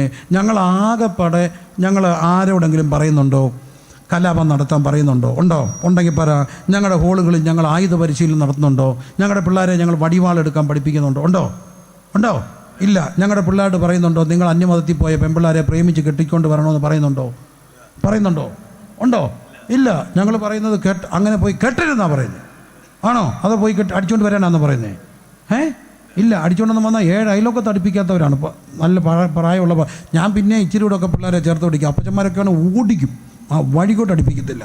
അപ്പം നമ്മൾ അങ്ങനെ ചെയ്യുന്നുണ്ടോ? ഉണ്ടെങ്കിൽ ഉണ്ടെന്ന് പറ. പിന്നെ ആകെ നിങ്ങളുടെ ദോഷം ചെയ്യുന്നത് എന്താ? ഞങ്ങൾ ഇച്ചിരി ഒച്ച വെക്കുന്നല്ലേ ഉള്ളൂ. അത് ഞങ്ങളിപ്പം മാറ്റാം. എന്നാ കാര്യം? ഞങ്ങളുടെ പിള്ളേരെല്ലാം UK പോവുക. എൻ്റെ കൊച്ചു പിള്ളേരെ UK പോയിട്ട് വരുമ്പോൾ 2 AC മേടിച്ച് കൊടുക്കണം സഭയ്ക്ക്. എന്തിനാണെന്നറിയാം AC വെക്കുന്നത്? AC വെക്കുന്നത് ഞങ്ങൾക്ക് തണുക്കാനൊന്നും അല്ല. എല്ലാ കഥ അടച്ചിട്ട് അങ്ങ് മറന്നങ്ങ് ആരാധിക്കണം. അങ്ങ് മറന്ന് ദൈവത്തെ അങ്ങ് സ്തുതിക്കണം. എന്തിനാ? നാട്ടുകാർക്ക് ശല്യം ഇല്ലാത്ത പോലെ ഞങ്ങൾക്ക് ദൈവത്തെ ആരാധിക്കണം. അത്രയേ ഉള്ളൂ ഞങ്ങളുടെ ആഗ്രഹം. അപ്പോൾ ആകപ്പാടെ ശല്യം, ഞങ്ങൾ ശബ്ദം കൊണ്ടുള്ള ശല്യമല്ലേ ഉള്ളൂ. അതിപ്പം ഞങ്ങളുടെ പിള്ളേരൊക്കെ ഒന്ന് രക്ഷപ്പെടുമ്പോൾ ഞങ്ങളുടെ എല്ലാ ഹോളുകളും AC ആക്കും. ഞങ്ങളുടെ എല്ലാ ഹോളുകളും സൗണ്ട് പ്രൂഫ് ആക്കും. എന്നിട്ട് ഞങ്ങൾ അതിനകത്തിരുന്ന് അങ്ങനെ ഉറങ്ങിയെങ്കിൽ ഞാൻ പറഞ്ഞേക്കാം. പിന്നെ അതിനകത്തിരുന്ന് ഉറങ്ങാൻ ഒറ്റ വന്നേക്കല്ല. പിന്നെ എന്തിനാണെന്നറിയാം AC ഒക്കെ ആക്കുന്നത്? പിന്നെ നമ്മൾ മറന്ന് അതിനകത്ത് അങ്ങ് ആരാധിക്കും. എന്താ പുതിയ നിയമ ആരാധന? എന്താണ്? ആത്മാവാൻ ദൈവത്തെ ആത്മാവിൽ ആരാധിക്കും. കരങ്ങളടിച്ച് ദൈവത്തെ ഒന്ന് സ്തുതിച്ച് അവർ ആത്മാവിൽ ആരാധിക്കും. ആത്മാസ്നാനം പ്രാപിക്കും. ആത്മാവിൽ ദൈവം. എന്തുകൊണ്ട് ആത്മാവിൽ ദൈവം ആത്മാവാകുന്നു. കേരളത്തിൻ്റെ ഏറ്റവും വലിയ ഒരു ദാർശനികനായിരുന്ന ഒരു ഗുരുവുണ്ട്. ഗുരു നിത്യ ചൈതന്യ യതി. മഹാനായിരുന്നു, ദാർശനികനായിരുന്നു, പണ്ഡിതനായിരുന്നു, ഫിലോസഫറായിരുന്നു, തത്വചിന്തകനായിരുന്നു. നിത്യ ചൈതന്യ യതി. അദ്ദേഹം പത്രത്തിൻ്റെ ഒരു എഴുത്ത് ഒരു ലേറ്ററത്തിൽ എഴുതിയത് എൻ്റെ കയ്യിൽ ഇരിപ്പുണ്ട്. പക്ഷേ ഇന്ന് എൻ്റെ കയ്യിൽ പേപ്പർ കട്ടിങ് ഇല്ല. ഞാൻ കുറേ പേപ്പർ കട്ടിങ് എൻ്റെ കയ്യിൽ നിന്ന് കളഞ്ഞു പോയി, എങ്കിലും എൻ്റെ കയ്യിൽ നഷ്ടപ്പെട്ടു പോയി. ആ പേപ്പർ കട്ടിങ്ങിനായിട്ട് യതി പറഞ്ഞ വാക്കുകൾ എനിക്കിപ്പോൾ ഓർമ്മയുണ്ട്. യതി എഴുതുകയാണ്, ഗുരു നിത്യ ചൈതന്യ യതി അന്ന് എഴുതി വെച്ചു, ഒരു പത്രത്തിൽ എഴുതി. അതെൻ്റെ ഈ കട്ടിങ് ഉണ്ടായിരുന്നു. അദ്ദേഹം പറയുകയാണ്, അദ്ദേഹം യാത്ര ചെയ്തപ്പോൾ പെന്തക്കോസ്ത് ആലയത്തിൽ കയറി. യതി വലിയൊരു മനുഷ്യനാണ്. യതി പോയിട്ട് പറയും, അദ്ദേഹം എഴുതി, ഞാൻ എൻ്റെ രോമം എഴുന്നേറ്റിരിക്കുന്നു. അദ്ദേഹം പറയുകയാണ്, ആ പെന്തക്കോസ്ത് ആരാധനാലയത്തിൻ്റെ പുറകെ ഞാൻ പോയിരുന്നു, പാട്ടുകൾ പാടുന്നു. ഏറ്റവും ഒടുവിൽ അവരെന്തൊക്കെയോ കലപലപലാന്ന് പറയുന്നു, വേറൊരു ഭാഷ. അവരെല്ലാം കണ്ണടച്ച് എന്തോ സംസാരിക്കുകയാണ്. എന്താണ് അവർ പറയുന്നത് എനിക്ക് മനസ്സിലായില്ല. പക്ഷേ അവരുടെ മുഖങ്ങളിൽ ഒരു വലിയ വെട്ടം ഞാൻ കണ്ടു. എനിക്കൊരു കാര്യം മനസ്സിലായി, അദൃശ്യനായ ഒരാളോട് അവർ സംസാരിക്കുകയാണ്. അദൃശ്യമായ ഒരാളോട് അവർ സംസാരിക്കുകയാണെന്ന് എനിക്ക് ബോധ്യം വന്ന് മഹാനായ ദാർശനികൻ ഗുരു നിത്യ ചൈതന്യ യതിയുടെ വാക്കുകൾ എളിവൻ വായിച്ച് ദൈവാത്മാവ് പറയുക, ആത്മാവാൻ പുതിയ ജന്മം പ്രാപിച്ചവരെല്ലാം എന്ത് ചെയ്യണം? പുതിയ ആരാധന. അതെന്താണ്? ആത്മാവിലുള്ള ആരാധനയാണ്. എങ്ങനെ ആരാധിക്കും? പൂർണ്ണ ആത്മാവോടും പൂർണ്ണ ശക്തിയോടും പൂർണ്ണ മനസ്സോടും കൂടെ ദൈവത്തെ കരങ്ങളടിച്ച് ദൈവത്തെ ഒന്ന് സ്തുതിച്ച് പൂർണ്ണ ആത്മാവോടെ, പൂർണ്ണ ശക്തിയോടെ, പൂർണ്ണ ബലത്തോടെ, ഹല്ലേലൂയ, പൂർണ്ണ മനസ്സോടെ ദൈവത്തെ സ്തുതിക്കുക. Hallelujah, hallelujah. അത് പുരുഷന്മാർ സഹോദരിമാർ മാത്രമല്ല, സകല പുരുഷന്മാരും ദൈവത്തെ ആരാധിക്കണം. മതി മറന്ന് ദൈവത്തെ ആരാധിക്കണം. ഞാൻ സാധാരണ പറയുന്ന ഒരു കാര്യമുണ്ട്, ഇന്ന് പലർക്കും ദൈവത്തെ ആരാധിക്കാൻ മടി എന്നാണെന്നറിയാം. അവരങ്ങ് വലിയ പുള്ളിയാന്ന് തോന്നുമ്പോഴാണ്. ഈ പള്ളി, നമ്മുടെ പള്ളികളൊക്കെ കൊച്ചു പള്ളികളാണ്. ഇന്ന് നമുക്ക് സാമ്പത്തിക പ്രശ്നമൊക്കെ ഉള്ളതുകൊണ്ടാണ്. എന്നാലും പഴയ പുരാതനമായ വലിയ കത്രിയുടെ പള്ളി, യാക്കോബ പള്ളി, വലിയ കത്രിയുടെ കത്തോലിക്ക പള്ളിയൊക്കെ പണിയുന്നത് പൊക്കം കുറച്ചാണോ പൊക്കം കൂട്ടിയാണോ? ഭയങ്കര പൊക്കമല്ലേ? എന്തിനാ പള്ളി പൊക്കി പണിയുന്നേ? പള്ളി പൊക്കി പണിയുന്നതിൻ്റെ ശാസ്ത്രം എന്താ മക്കളെ? വലിയ പള്ളിയില്ലേ, പള്ളി എന്തിനാ പൊക്കി പണിയുന്നേ? പള്ളി പൊക്കി പണിയുന്ന ഒരു ശാസ്ത്രമാണ്. എന്നാന്ന് ചോദിച്ചാൽ, ഈ വലിയ അച്ചായനുണ്ടല്ലോ, വലിയ അച്ചായൻ, വലിയ ബെഡോ അച്ചായൻ, സഭാ സെക്രട്ടറി, കാശുള്ള അച്ചായൻ ബെൻസുകാരൻ്റെ പുറകെ ഇങ്ങനെ ഞെളിഞ്ഞ് കിടന്ന് പള്ളി മുറ്റത്തോട്ട് വരും. അപ്പം മുമ്പിൽ നിന്ന് ഒരാളിറങ്ങി ഡോറൊക്കെ തുറക്കും. അച്ചായൻ ചേച്ച് പഠിച്ച് ഷൂസൊക്കെ ഇട്ട് ഇങ്ങനെ ഇറങ്ങി ഇങ്ങനെ നിപ്പുണ്ട്. 2 ഫോണിലും iPhone 15 Pro. പിന്നെ പുള്ളി ഇങ്ങനെ നടക്കത്തുള്ളൂ, 2 കയ്യിലും കഷത്തിൽ നാരങ്ങ ഉണ്ടെന്ന് തോന്നുന്നു. ആ നടപ്പൊക്കെ നടക്കുന്നവരെ കണ്ടിട്ടില്ലേ? ആ നടപ്പൊക്കെ നടന്ന് പള്ളി കയറുമ്പോൾ, ഈ വലിയ പള്ളി കയറുമ്പോൾ അച്ചായനെ ചെറുതായിട്ട് തോന്നണം. അതിനെ ഈ പള്ളി പൊക്കി പണിയില്ലേ, മനസ്സിലാകുന്നുണ്ടോ? പക്ഷേ എന്തോ ചെയ്യാനാണ്, ഈ കൊച്ചു ഹോളി കയറുമ്പോൾ ഈ അച്ചായന്മാരുടെ ചിന്ത അവർ വലിയ പുള്ളിയാണ്. അതുകൊണ്ടാണ് ഈ ആരാധിക്കാൻ മടി. ഏത് വലിയ പുള്ളിയാണെങ്കിലും തമ്പുരാൻ്റെ മുമ്പിൽ വരുമ്പോൾ എന്തോന്നാ ഈ തിരിച്ചറിവാണ് ആരാധിക്കുക. ഞാൻ പലപ്പോഴും ഓർത്തിട്ടുണ്ട്, നമ്മൾ ആരാ? നമ്മൾ പലപ്പോഴും തെന്നി വീണിട്ടുണ്ട്. ഞാൻ എത്ര വട്ടം തെന്നി അടിച്ച് വീണിട്ടുണ്ട്. തെന്നി അടിച്ച് വീണിട്ട് തളർന്ന് കിടക്കുന്നവരെ എനിക്കറിയാം. അരയ്ക്ക് താപ്പോട്ട് എന്ത് ചെയ്തു പോയി? തളർന്നു പോയി. നമ്മൾ വീണിട്ടില്ലേ? ഉണ്ടോ? എത്രയോ വട്ടം അല്ലേ? വീണപ്പോൾ നമ്മൾ ആദ്യം നോക്കിയത് എഴുന്നേക്കാമെന്നോ, രണ്ടാമത് നോക്കിയത് ആരെങ്കിലും കണ്ടോന്നാ. ആരും കണ്ടില്ലെന്ന് കണ്ടപ്പോൾ ഇങ്ങനെ പോയവരല്ലേ? അമ്പുരാനെ ആ വീഴ്ച പോരായിരുന്നു കിടക്കാൻ. അതങ്ങോട്ട് ഓർത്താൽ മതി, ദൈവത്തെ അങ്ങ് സ്തുതിച്ചോളും. എന്താ കാര്യം? എഴുന്നേറ്റ് നടക്കുന്നില്ലേ? ഹല്ലേലൂയ. എന്നിലും ശക്തർ, എന്നിലും വീരർ വീണ് തകർന്ന ഈ പോർക്കള ശക്തിയോടൊന്ന് ദൈവത്തെ സ്തുതിച്ച് പുതിയ ജന്മം ഉണ്ടായാൽ പിന്നെ പുതിയ ആരാധനയാണ്. പുതിയ ആരാധനയിൽ അവിടെ വ്യത്യാസങ്ങളില്ല. അവർ ദൈവത്തെ എങ്ങനെ ആരാധിക്കും? ആത്മാവിൽ ആരാധിക്കും. 2 സത്യത്തിൽ ആരാധിക്കും. ഹല്ലേലൂയ. കരങ്ങളടിച്ച് എല്ലാവരും ദൈവത്തെ സ്തുതിച്ച്, ശക്തിയോടെ സ്തുതിച്ച് ഹല്ലേലൂയ, ഹല്ലേലൂയ. ഈ സമയത്ത് കരങ്ങളടിച്ച് ദൈവത്തെ സ്തുതിക്കുമ്പോൾ ദൈവാത്മാവ് എനിക്ക് ദൈവ നിയോഗം തരുന്നു. രോഗസൗഖ്യങ്ങൾ യേശുവിൻ്റെ നാമത്തിൽ നടക്കട്ടെ. യേശുവിൻ്റെ നാമത്തിൽ ചില കണക്കുകൾ തെറ്റിയിടത്തേക്ക് ദൈവ പ്രവൃത്തി നടക്കട്ടെ. കർത്താവിൻ്റെ കരങ്ങളിലൊക്കെ സമർപ്പിച്ചു കൊടുത്ത് പ്രാർത്ഥിച്ച് ദൈവത്തെ ഒന്ന് സ്തുതിച്ചു തുടങ്ങിയെങ്കിൽ ഹല്ലേലൂയ, ഹല്ലേലൂയ, ഹല്ലേലൂയ. ഒന്ന് പുതിയ ദൈവിക വെളിപ്പാട്. ആ ദൈവത്തെ സ്വീകരിച്ചവരുടെ കണക്കുകൾ തെറ്റുമ്പോൾ പുതിയ വീഞ്ഞ്. 3-ാം അധ്യായത്തിൽ പുതിയ ജനനം. 4-ാം അധ്യായത്തിൽ പുതിയ ആരാധന. ദാഹം തീർക്കുന്ന യേശുവിനെ കണ്ടെത്തിയാൽ അവർ പിന്നെ എങ്ങനെ ആരാധിക്കും? ആത്മാവിൽ ആരാധിക്കും. അവർക്ക് ആത്മാവ് ഒരു ലഹരിയായി മാറും. അതുകൊണ്ടാണ് എഫേസ്യ ലേഖനം പറയുന്നത്, വീഞ്ഞ് കുടിച്ച് മത്തരാകും, അതിനാൽ ദുർനടപ്പുണ്ടാകും. എന്നാൽ ഈ ലഹരി വന്നാൽ ഉണ്ടല്ലോ, ആ ലഹരി വന്നാൽ ദുർനടപ്പല്ല, അതിനെ സത്യത്തിലും നീതിയിലും വഴി നടത്തും. അവർ ആത്മാവ് നിറഞ്ഞവരായി സങ്കീർത്തനങ്ങളാലും സ്തുതികളാലും ആത്മീയ ഗീതങ്ങളാലും തമ്മിൽ പ്രബോധിപ്പിച്ചുകൊണ്ട് ദൈവത്തെ ആരാധിക്കും. ഹല്ലേലൂയ. 4-ാം അധ്യായത്തിൽ പുതിയ ആരാധനയാണ്. 5-ാം അധ്യായത്തിലേക്ക് വരുമ്പോൾ ബെഥേസ്ദ ആട്ടുകുളത്തിൽ അവർ വരികയാണ്. ആട്ടുവാതിക്കൽ അവർ വരുന്നു. അവിടെ ഒരു കുളമുണ്ട്. ആ കുളത്തിൽ 38 ആണ്ട് ആയിട്ട് കിടക്കുന്ന ഒരു മനുഷ്യനുണ്ട്. 38 ആണ്ടെന്ന് പറയുമ്പോൾ അത് യേശുവിനെക്കാട്ടി മൂത്ത. യേശു അന്ന് 30+ ആണ്. 30-ാമത്തെ വയസ്സിൽ സ്നാനം ഏറ്റു. അപ്പോൾ യേശുവിൻ്റെ പ്രായത്തെക്കാട്ടിയും കൂടുതലുണ്ട് അവൻ്റെ എന്തിന്? രോഗത്തിന്, അവനല്ല, അവൻ്റെ രോഗത്തിന് ഈ മനുഷ്യനെ കരയ്ക്ക് കൊണ്ടിട്ടേക്കുക. യേശു കർത്താവിൻ്റെ അടുക്ക് വന്നിട്ട് ചോദിച്ചു, നിനക്ക് സൗഖ്യമാകാൻ മനസ്സുണ്ടോ? മക്കളെ, മനസ്സുണ്ടോ എന്ന് ചോദിച്ചാൽ എന്തോ പറയണം? ഒന്നീ സൗഖ്യമാകാൻ മനസ്സുണ്ടോ, അല്ലെങ്കിൽ ഇല്ല. നാട്ടിലൊരു ചൊല്ലുണ്ട്, അരി എത്രാന്ന് ചോദിച്ചപ്പോൾ എന്തോ പറഞ്ഞു? പയറഞ്ഞാഴി. ആ ഉത്തരവും പറഞ്ഞ്, നിനക്ക് സൗഖ്യമാകാൻ മനസ്സുണ്ടോ? അവൻ പറഞ്ഞു, എനിക്കറിയില്ല. കാരണം സത്യം അവൻ പറഞ്ഞത്. കുറേ നാൾ കിടന്ന് ഇവനെ കൊണ്ടുവന്നപ്പോൾ എന്തായിരുന്നു അറിയാമോ? അന്നത്തെ DYFIക്കാരും പിന്നെ യൂത്തുകാരും ക്ലബ്ബുകാരും എല്ലാം കൂടെ ആഘോഷമായിട്ടാണ് കൊണ്ടുവന്നത്. പക്ഷെ കുറച്ചാൾ കിടന്നപ്പം എല്ലാവരുടെയും വരവ് നിന്നു. പിന്നെ അവർ മാസത്തിൽ ഒന്ന് വന്നു, പിന്നെ വരാതായി, പിന്നെ വർഷത്തിൽ വരാറായി. എല്ലാവരും വന്ന് വരാതായപ്പോഴാണ് അവന് പിടികിട്ടിയ ആരുമില്ലെന്ന്. കുറേ നാൾ കിടന്നാൽ മനസ്സിലാക്കുന്നൊരു സത്യമുണ്ട്, ആരുമില്ലെന്ന്. കുറേ നാൾ കിടന്നാൽ ഏതുള്ളവനും തോന്നും എന്തില്ല, ആരുമില്ല. അതുകൊണ്ട് പ്രായമുള്ളവർ പ്രാർത്ഥിക്കുന്ന, എന്നെ കിടക്കാതെ അങ്ങ് എടുത്തോണേ കർത്താവേ. കാരണം കിടന്നാൽ മനസ്സിലാക്കുന്നൊരു സത്യമുണ്ട്, ആരുമില്ല. അതാണ് പ്രിയരെ സത്യം, ആരുമില്ല. എന്നാൽ എൻ്റെ കർത്താവിനൊരു പ്രത്യേകത ഉണ്ട്, ആരുമില്ലാത്തവനെ തേടി വരുന്നൊരു കർത്താവുണ്ട്. ആരും സഹായമില്ലാതെ എല്ലാവരും പാര് കണ്ടിട്ടും കാണാതെ പോകുമ്പോൾ, എന്നാൽ എനിക്കൊരു സഹായകൻ വാനിലുണ്ടെന്നറിഞ്ഞതിൽ ഉല്ലാസമേ. ആരുമില്ലാത്തവനെ തേടി, ആരുമില്ലെന്ന് തോന്നുന്നവനെ തേടി, ആരുമില്ലാതാകുമ്പോൾ എല്ലാവരുടെയും വരവ് നിൽക്കുമ്പോൾ വരുന്നൊരു കർത്താവ് അവനോട് ചോദിച്ചു, നിനക്ക് എന്താണ് വേണ്ടത്? നിനക്ക് സൗഖ്യമാകാൻ മനസ്സുണ്ടോ? എനിക്കാരുമില്ല. എഴുന്നേറ്റ് നിന്റെ കിടക്ക എടുത്ത് നടക്കാൻ പറഞ്ഞു. ഇന്ന് രാത്രി പുതിയ ആരാധനയുള്ളിടത്ത് സൗഖ്യങ്ങൾ നടക്കും. ഇന്ന് ഞങ്ങളുടെ പേര്, അന്ധവിശ്വാസത്തിൻ്റെ പേരിൽ ഞങ്ങളെ കളിയാക്കാറുണ്ട്. രോഗശാന്തി, തട്ടിപ്പ് എന്നൊക്കെ പറഞ്ഞ്. അതൊക്കെ കുറച്ചൊക്കെ എവിടെയൊക്കെയോ അപജയങ്ങൾ ഇല്ലെന്നൊന്നും ഞാൻ പറയുന്നില്ല. പക്ഷേ എന്നെ കേൾക്കുന്ന പൊന്നവനെ പ്രിയപ്പെട്ടവരെ, അഭിമാനത്തോടെയും ആവേശത്തോടെയും അടിവരയിട്ട് ഞങ്ങൾ പറയും, ഞങ്ങളുടെ ആലയങ്ങളിൽ നിരന്തര രോഗസൗഖ്യങ്ങൾ നടക്കുന്നുണ്ട്. ഞങ്ങളിതെല്ലാവരും പറഞ്ഞുകൊണ്ട് നടക്കുന്നില്ല. ഇതെല്ലാവരും സോഷ്യൽ മീഡിയ മാർക്കറ്റൈസ് ചെയ്യുന്നില്ല. പക്ഷേ ദൈവിക ആരാധന, പരിശുദ്ധാത്മാവിൻ്റെ ആരാധന നടക്കുമ്പോൾ എന്തുമാത്രം രോഗസൗഖ്യങ്ങൾ നടക്കും. എണ്ണിയാൽ തീരാത്ത രോഗസൗഖ്യങ്ങൾ. രണ്ട് രീതിയിലാണ് സൗഖ്യങ്ങൾ നടക്കുന്നത്. ഒന്ന് രോഗസൗഖ്യം, സഡൻ ഹീലിംഗ്. എൻ്റെ അമ്മച്ചി 1900 കോട്ടയം മെഡിക്കൽ കോളേജിൽ തള്ളുമ്പോൾ അന്ന് അവിടെ ഉണ്ടായിരുന്ന ഒരു ഹൈന്ദവ സഹോദരി, വളരെ വലിയ പ്രശസ്തമായൊരു കുടുംബത്തിൽപ്പെട്ട ഡോക്ടർ എൻ്റെ അപ്പച്ചനോട് പറഞ്ഞു, നിങ്ങളൊരു ക്രിസ്ത്യാനിയല്ലേ, മെഡിക്കലി ഒന്നും ചെയ്യാനല്ലേ അപ്പച്ച, അമ്മച്ചിക്ക് വേണ്ടി പ്രാർത്ഥിക്കുക, യേശു സൗഖ്യമാക്കുമെന്ന് ഞങ്ങളോട് ആദ്യം പറഞ്ഞത് ഒരു ഹൈന്ദവ ഡോക്ടറാണ്. വീട്ടിൽ വന്നു, ഒരു വലിയ വെളിച്ചത്തിൽ അമ്മച്ചിക്ക് ഒരു ദിവ്യാനുഭവത്തിൽ അമ്മച്ചി സൗഖ്യമായി, സഡൻ ഹീലിംഗ്. എന്നാൽ രണ്ടാമതൊരു സൗഖ്യമുണ്ട്, രോഗശാന്തി. ചിലപ്പോൾ ആ രോഗം അവിടെ ഇരിക്കുമ്പം തന്നെ അതിൻ്റെ മുകളിൽ നടക്കാനുള്ളൊരു കൃപ കിട്ടും. അത് പൗലോസിനോട് ദൈവം പറഞ്ഞു, ആ മുള്ള അവിടെ ഇരിക്കട്ടെ, എൻ്റെ കൃപ നിനക്ക് മതി, എൻ്റെ ശക്തി ബലഹീനതയെ തികഞ്ഞു വരും. രോഗം ഉള്ളപ്പോൾ തന്നെ ഞാൻ 1 വർഷം കൊണ്ട്, 2 വർഷം കൊണ്ട്, 3 വർഷം കൊണ്ടൊക്കെ രോഗം വന്ന് മരിച്ചു പോയവരെ കണ്ടിട്ടുണ്ട്. ഡയബറ്റിക് എൻ്റെ ഒരു സുഹൃത്തുണ്ടായിരുന്നു. അവൻ നല്ലൊരു കൊച്ചൻ, എൻ്റെ കൂടെ MAക്ക് പഠിച്ച എൻ്റെ പൊന്നു കൂടപ്പുറപ്പ്. അയ്യോ, ഇതുപോലെ സ്നേഹമുള്ളൊരു കുഞ്ഞ്. മതം രണ്ടാണ്, പക്ഷേ അവൻ എന്നെ ഒരമ്മ പെറ്റ മോനെ പോലെ സ്നേഹിച്ചു. ഞാൻ സെമിനാരിൽ പഠിക്കാൻ പോയപ്പം പകുതി വഴി വരെ എൻ്റെ കൂടെ വന്ന് ഇതുപോലെ സ്നേഹിതൻ. 6 മാസം കഴിഞ്ഞ് ഞാനവനെ വരുമ്പോൾ, അന്ന് ഫോണില്ല, കത്തെഴുതി ഇന്നടത്ത് വരണം, വന്നു നിന്നു.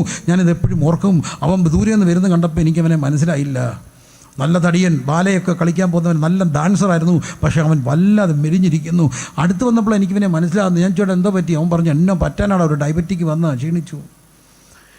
അടുത്ത അവധിക്ക് അവൻ വരുമ്പോൾ അവൻ ആശുപത്രി കിടക്കുക. അവൻ്റെ ദശ കരിയാതെ മുറിവ് വന്നത്, വേറെ സ്കിൻ ഗ്രാഫ്റ്റ് ചെയ്ത് കിടക്കുക. എന്നെ കണ്ടപ്പോൾ എല്ലും തോലുമായി എൻ്റെ സുഹൃത്ത് എൻ്റെ കയ്യെ കയറി പിടിച്ചിട്ട് പറഞ്ഞു, എടാ അവറാനെ നമ്മൾ എൻ്റെ ഒഫീഷ്യൽ നെയിം ഏപ്രാവുന്ന, എടാ അവറാനെ നമ്മളും ഒന്നും കൂട്ടല്ലായിരുന്നടാ. എടാ രാജേഷ് പോയി. ഞാൻ ചോദിച്ചു അവനെന്ത് പറ്റി? അവൻ ലുക്കീമിയായിരുന്നു, വേറൊരു കൂട്ടുകാരൻ. അവൻ പോയി, ഞാൻ അറിഞ്ഞില്ല. എടാ അവൻ പോയടാ. എടാ അവറാനെ ഞാൻ താണ്ടാ കിടക്കുന്നടാ, ഇനി നീയോ ഉള്ളെന്ന് പറഞ്ഞു. എൻ്റെ അകത്തൊരു ഇടുത്തി വിട്ടിപ്പോയി, ഇനി ഞാനില്ലേ ഉള്ളൂ. ഞാൻ പറഞ്ഞു, എടാ നാക്ക് കരുനാക്കൊണ്ടൊന്നും പറയാതെ, പേടി വരുന്നു. പറഞ്ഞടാ നിനക്കൊന്നും പറ്റത്തില്ല. ഏർലി ഇൻസുലിനൊക്കെ സ്റ്റാർട്ട് ചെയ്ത് അവൻ മരിച്ചുപോയി. പെട്ടെന്ന് മരിച്ചു, അധികം താമസിച്ചില്ല. മരിച്ചപ്പോൾ അവൻ അമ്മയോട് പറഞ്ഞിരുന്നു, അവറം വന്നിട്ട് അടക്കാവും. ഞാനന്നേരം കോഴിക്കോട്ടാണ്, അവരെന്നെ അറിയിച്ചു. ഞാൻ ഓടി വന്നപ്പോൾ ഈ മുഹൂർത്തമായി, ഇതിന് എടുത്തു വെക്കേണ്ട സമയങ്ങളായി. അവരെല്ലാം നോക്കുക, എന്തി ആരാ അവറാൻ. ഞാൻ ചെന്നു. അപ്പോൾ ആ കർമ്മം ചെയ്തുകൊണ്ടിരുന്ന പൂജാരി പറഞ്ഞു, അവറാൻ ബാ പിടിക്കുക. എന്താ? ഞാൻ ചോദിച്ചു എന്താ? അവൻ പറഞ്ഞിട്ടുണ്ടായിരുന്നു ഞാനിവിടെ പിടിക്കണമെന്ന്. അവറാനൂടെ പിടിച്ച് ചതയ്ക്ക് വലം വെക്കുമ്പം ഞാൻ ഓർത്ത്, തമ്പുരാനെ 2-3 വർഷത്തെ ഡയബറ്റിക് അവനെ കൊണ്ടുപോയത്, വർഷം കുറേയായിട്ട് ഇന്നും പോകാതെ നിൽക്കുന്ന തമ്പുരാൻ്റെ കൃപയാണ്. രോഗസൗഖ്യമുണ്ട്, രോഗശാന്തിയുണ്ട്. എൻ്റെ കൃപ നിനക്ക് മതി, എൻ്റെ ശക്തി. എൻ്റെ പ്രിയമുള്ളവരെ, പുതിയ ആരാധന അങ്ങോട്ട് വെളിപ്പെടുമ്പോൾ അതിനകത്ത് രോഗസൗഖ്യം ഉണ്ടാകും, ഉറപ്പ്. ബാല്യക്കാർ ഇടറി വീഴും, യൗവനക്കാർ ക്ഷീണിച്ചു പോകും, ബാല്യക്കാർ ഇടറി വീഴും. എങ്കിലും യഹോവയെ കാത്തിരിക്കുന്നവർ ശക്തിയെ പുതുക്കും. അവർ കഴുകന്മാരെ പോലെ ചിറകടിച്ചുയരും. അവർ ക്ഷീണിച്ചു പോകാതെ ഓടും, തളർന്നു പോകാൻ നടക്കും. ഇന്ന് രാത്രി ദൈവിക രോഗസൗഖ്യം, ദൈവിക രോഗശാന്തി യേശുവിൻ്റെ നാമത്തിൽ ഇതിനകത്ത് വ്യാപരിക്കുക. വിശ്വസിച്ച് സ്വീകരിച്ച് പറഞ്ഞ് പുതിയ ആരാധനയുണ്ട്, പുതിയ സൗഖ്യമുണ്ട്. ഒന്നും മറക്കരുത്, 1-ാം അധ്യായത്തിൽ പുതിയൊരു ദൈവിക വെളിപ്പാട്. അവനെ കൈക്കൊള്ളുക. എങ്ങനെ? ഹൃദയത്തിലേക്ക്. 2 പുതിയ കണക്കുകൾ തെറ്റിയെടുത്ത് പുതിയ വീഞ്ഞ്. 3 പുതിയ ജനനം. 4-ാം അധ്യായത്തിൽ പുതിയ ആരാധന, ദാഹം മാറ്റുന്ന ആരാധന. ദൈവമെന്ന് യേശുവിനെ സ്വീകരിച്ചു കഴിയുമ്പോൾ അവൻ നിത്യജീവനിലേക്ക് പൊങ്ങുന്ന നീരുറവ. അവിടെ പുതിയ ആരാധന. ആ പുതിയ ആരാധനയുണ്ടോ അവിടെ പുതിയ സൗഖ്യമുണ്ട്.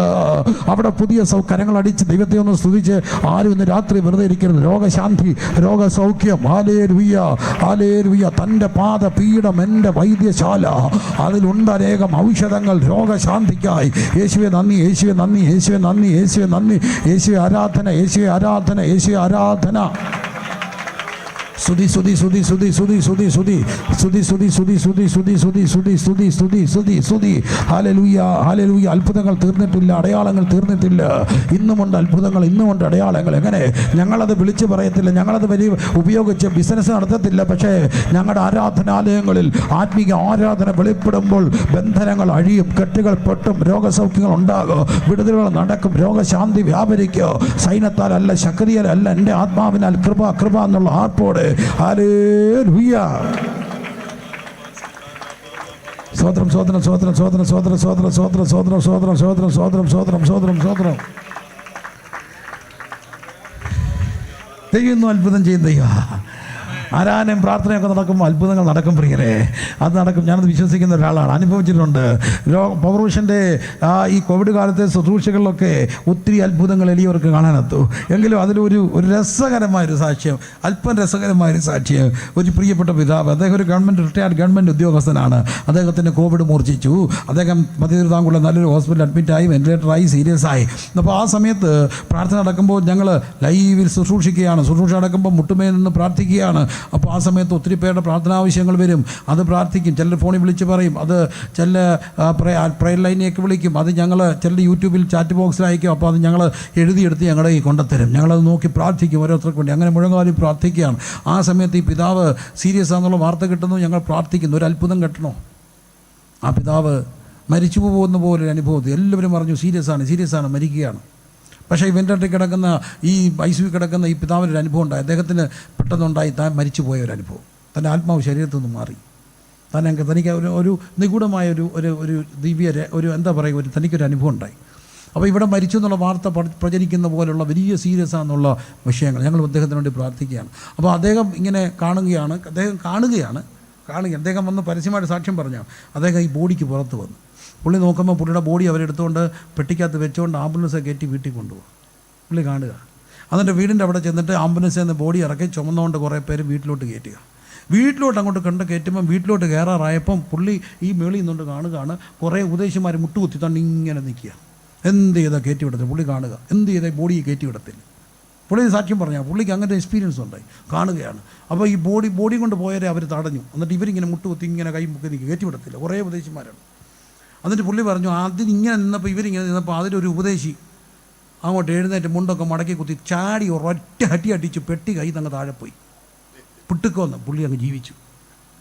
പുള്ളി ഏതായാലും ജീവിച്ചു, സത്യമായിട്ടും ജീവിച്ചു. ഇപ്പം ജീവിച്ചിരിപ്പുണ്ട്. ഇപ്പോൾ തന്നെ മരിച്ചു എന്നുള്ള വാർത്തയെല്ലാം മാറി. ഞാനൊരു കുസൃതിക്ക് ചോദിച്ചു, ഏത് ഉപദേശി അടിച്ചത്? എൻ്റെ പൊന്നെ പ്രിൻസിപ്പാളെ, ആ മുണ്ടൊക്കെ മടക്കി കുത്തി ചാടി ഒരൊറ്റ അടിയായിരുന്നു. നമ്മളിവിടെ പൗർവിഷനി മുട്ട കുത്തി ഇരിക്കുക, തമ്പുരാൻ അവിടെ അടി കൊടുത്തു. ഇതാണ് പ്രിയമുള്ള ഒരു ആത്മീയ ആരാധന നടക്കുമ്പോൾ രോഗസൗഖ്യങ്ങളുണ്ടാകും. അതങ്ങ് നടക്കും. അത് നമ്മുടെ കഴിവല്ല. ആത്മാവിൻ്റെ ആരാധനയ്ക്കകത്ത് അത്ഭുത സൗഖ്യങ്ങൾ നടക്കും. ഇന്നും നടക്കും.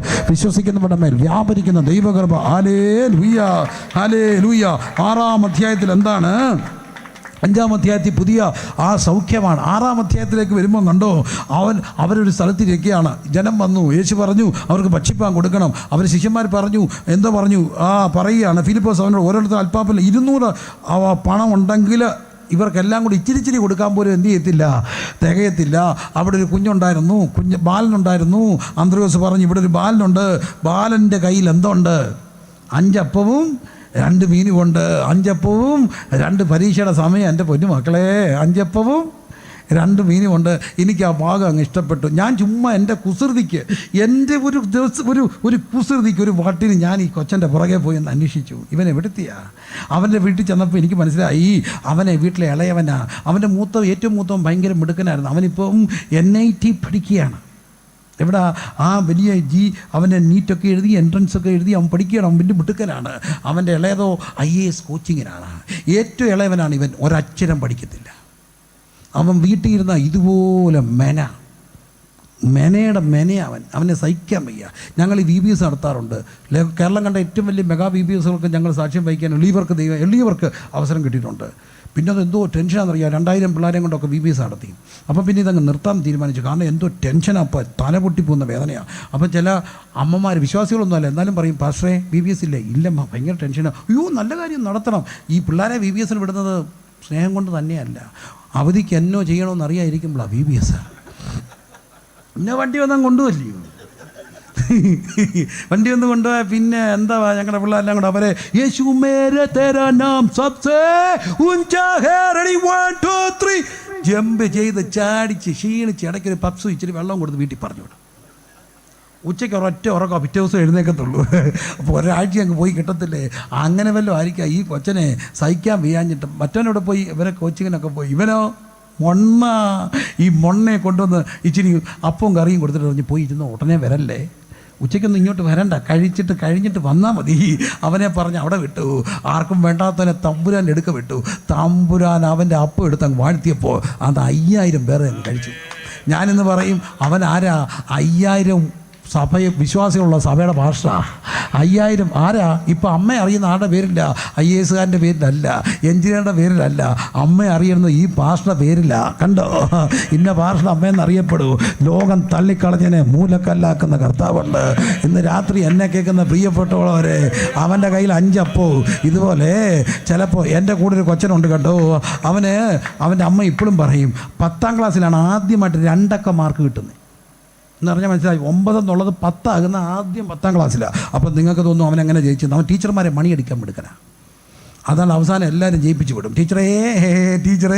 ടീച്ചർക്ക് പാവമാണ്, പക്ഷേ അവന് വലിയ ബുദ്ധിയൊന്നുമില്ല. അവന് ഹോളി വന്നിരുന്ന കരഞ്ഞ് പ്രാർത്ഥിക്കുന്ന കാണാം, കർത്താവേ ബുദ്ധിയില്ല പൊട്ടനാണേ, സഹായിക്കണേ. അവൻ്റെ അമ്മ എല്ലാ ശനിയാഴ്ച വരും, ഹോള് മൊത്തം തൂക്കിട്ട് അവിടെ നിന്ന് പ്രാർത്ഥിക്കും, എൻ്റെ കൊച്ചിന് ബുദ്ധിയില്ല, ബുദ്ധി കൊടുക്കണേ. ഇന്ന് അവൻ BTech എഞ്ചിനീയറായി. 24ാമത്തെ വയസ്സിൽ സ്വന്തം വീട് വെച്ചു. പ്രിയമുള്ളവരെ, നല്ല വണ്ടി മേടിച്ചു. അമ്മ ഇന്ന് സന്തോഷിക്കുന്നത് എന്താ കാര്യം എന്നറിയാമോ? എത്ര പൊട്ടനാണെങ്കിലും തമ്പുരാൻ്റെ കയ്യിലോട്ട് കൊടുത്താൽ തമ്പുരാൻ അവനെ അങ്ങ് ഉയർത്തി വാഴ്ത്തു. അവൻ അനുഗ്രഹിക്കപ്പെടും. എണ്ണത്തെ വർദ്ധിപ്പിക്കുന്ന, തള്ളിക്കളഞ്ഞതിനെ മൂലക്കല്ലാക്കുന്ന എൻ്റെ തമ്പുരാനുണ്ട്.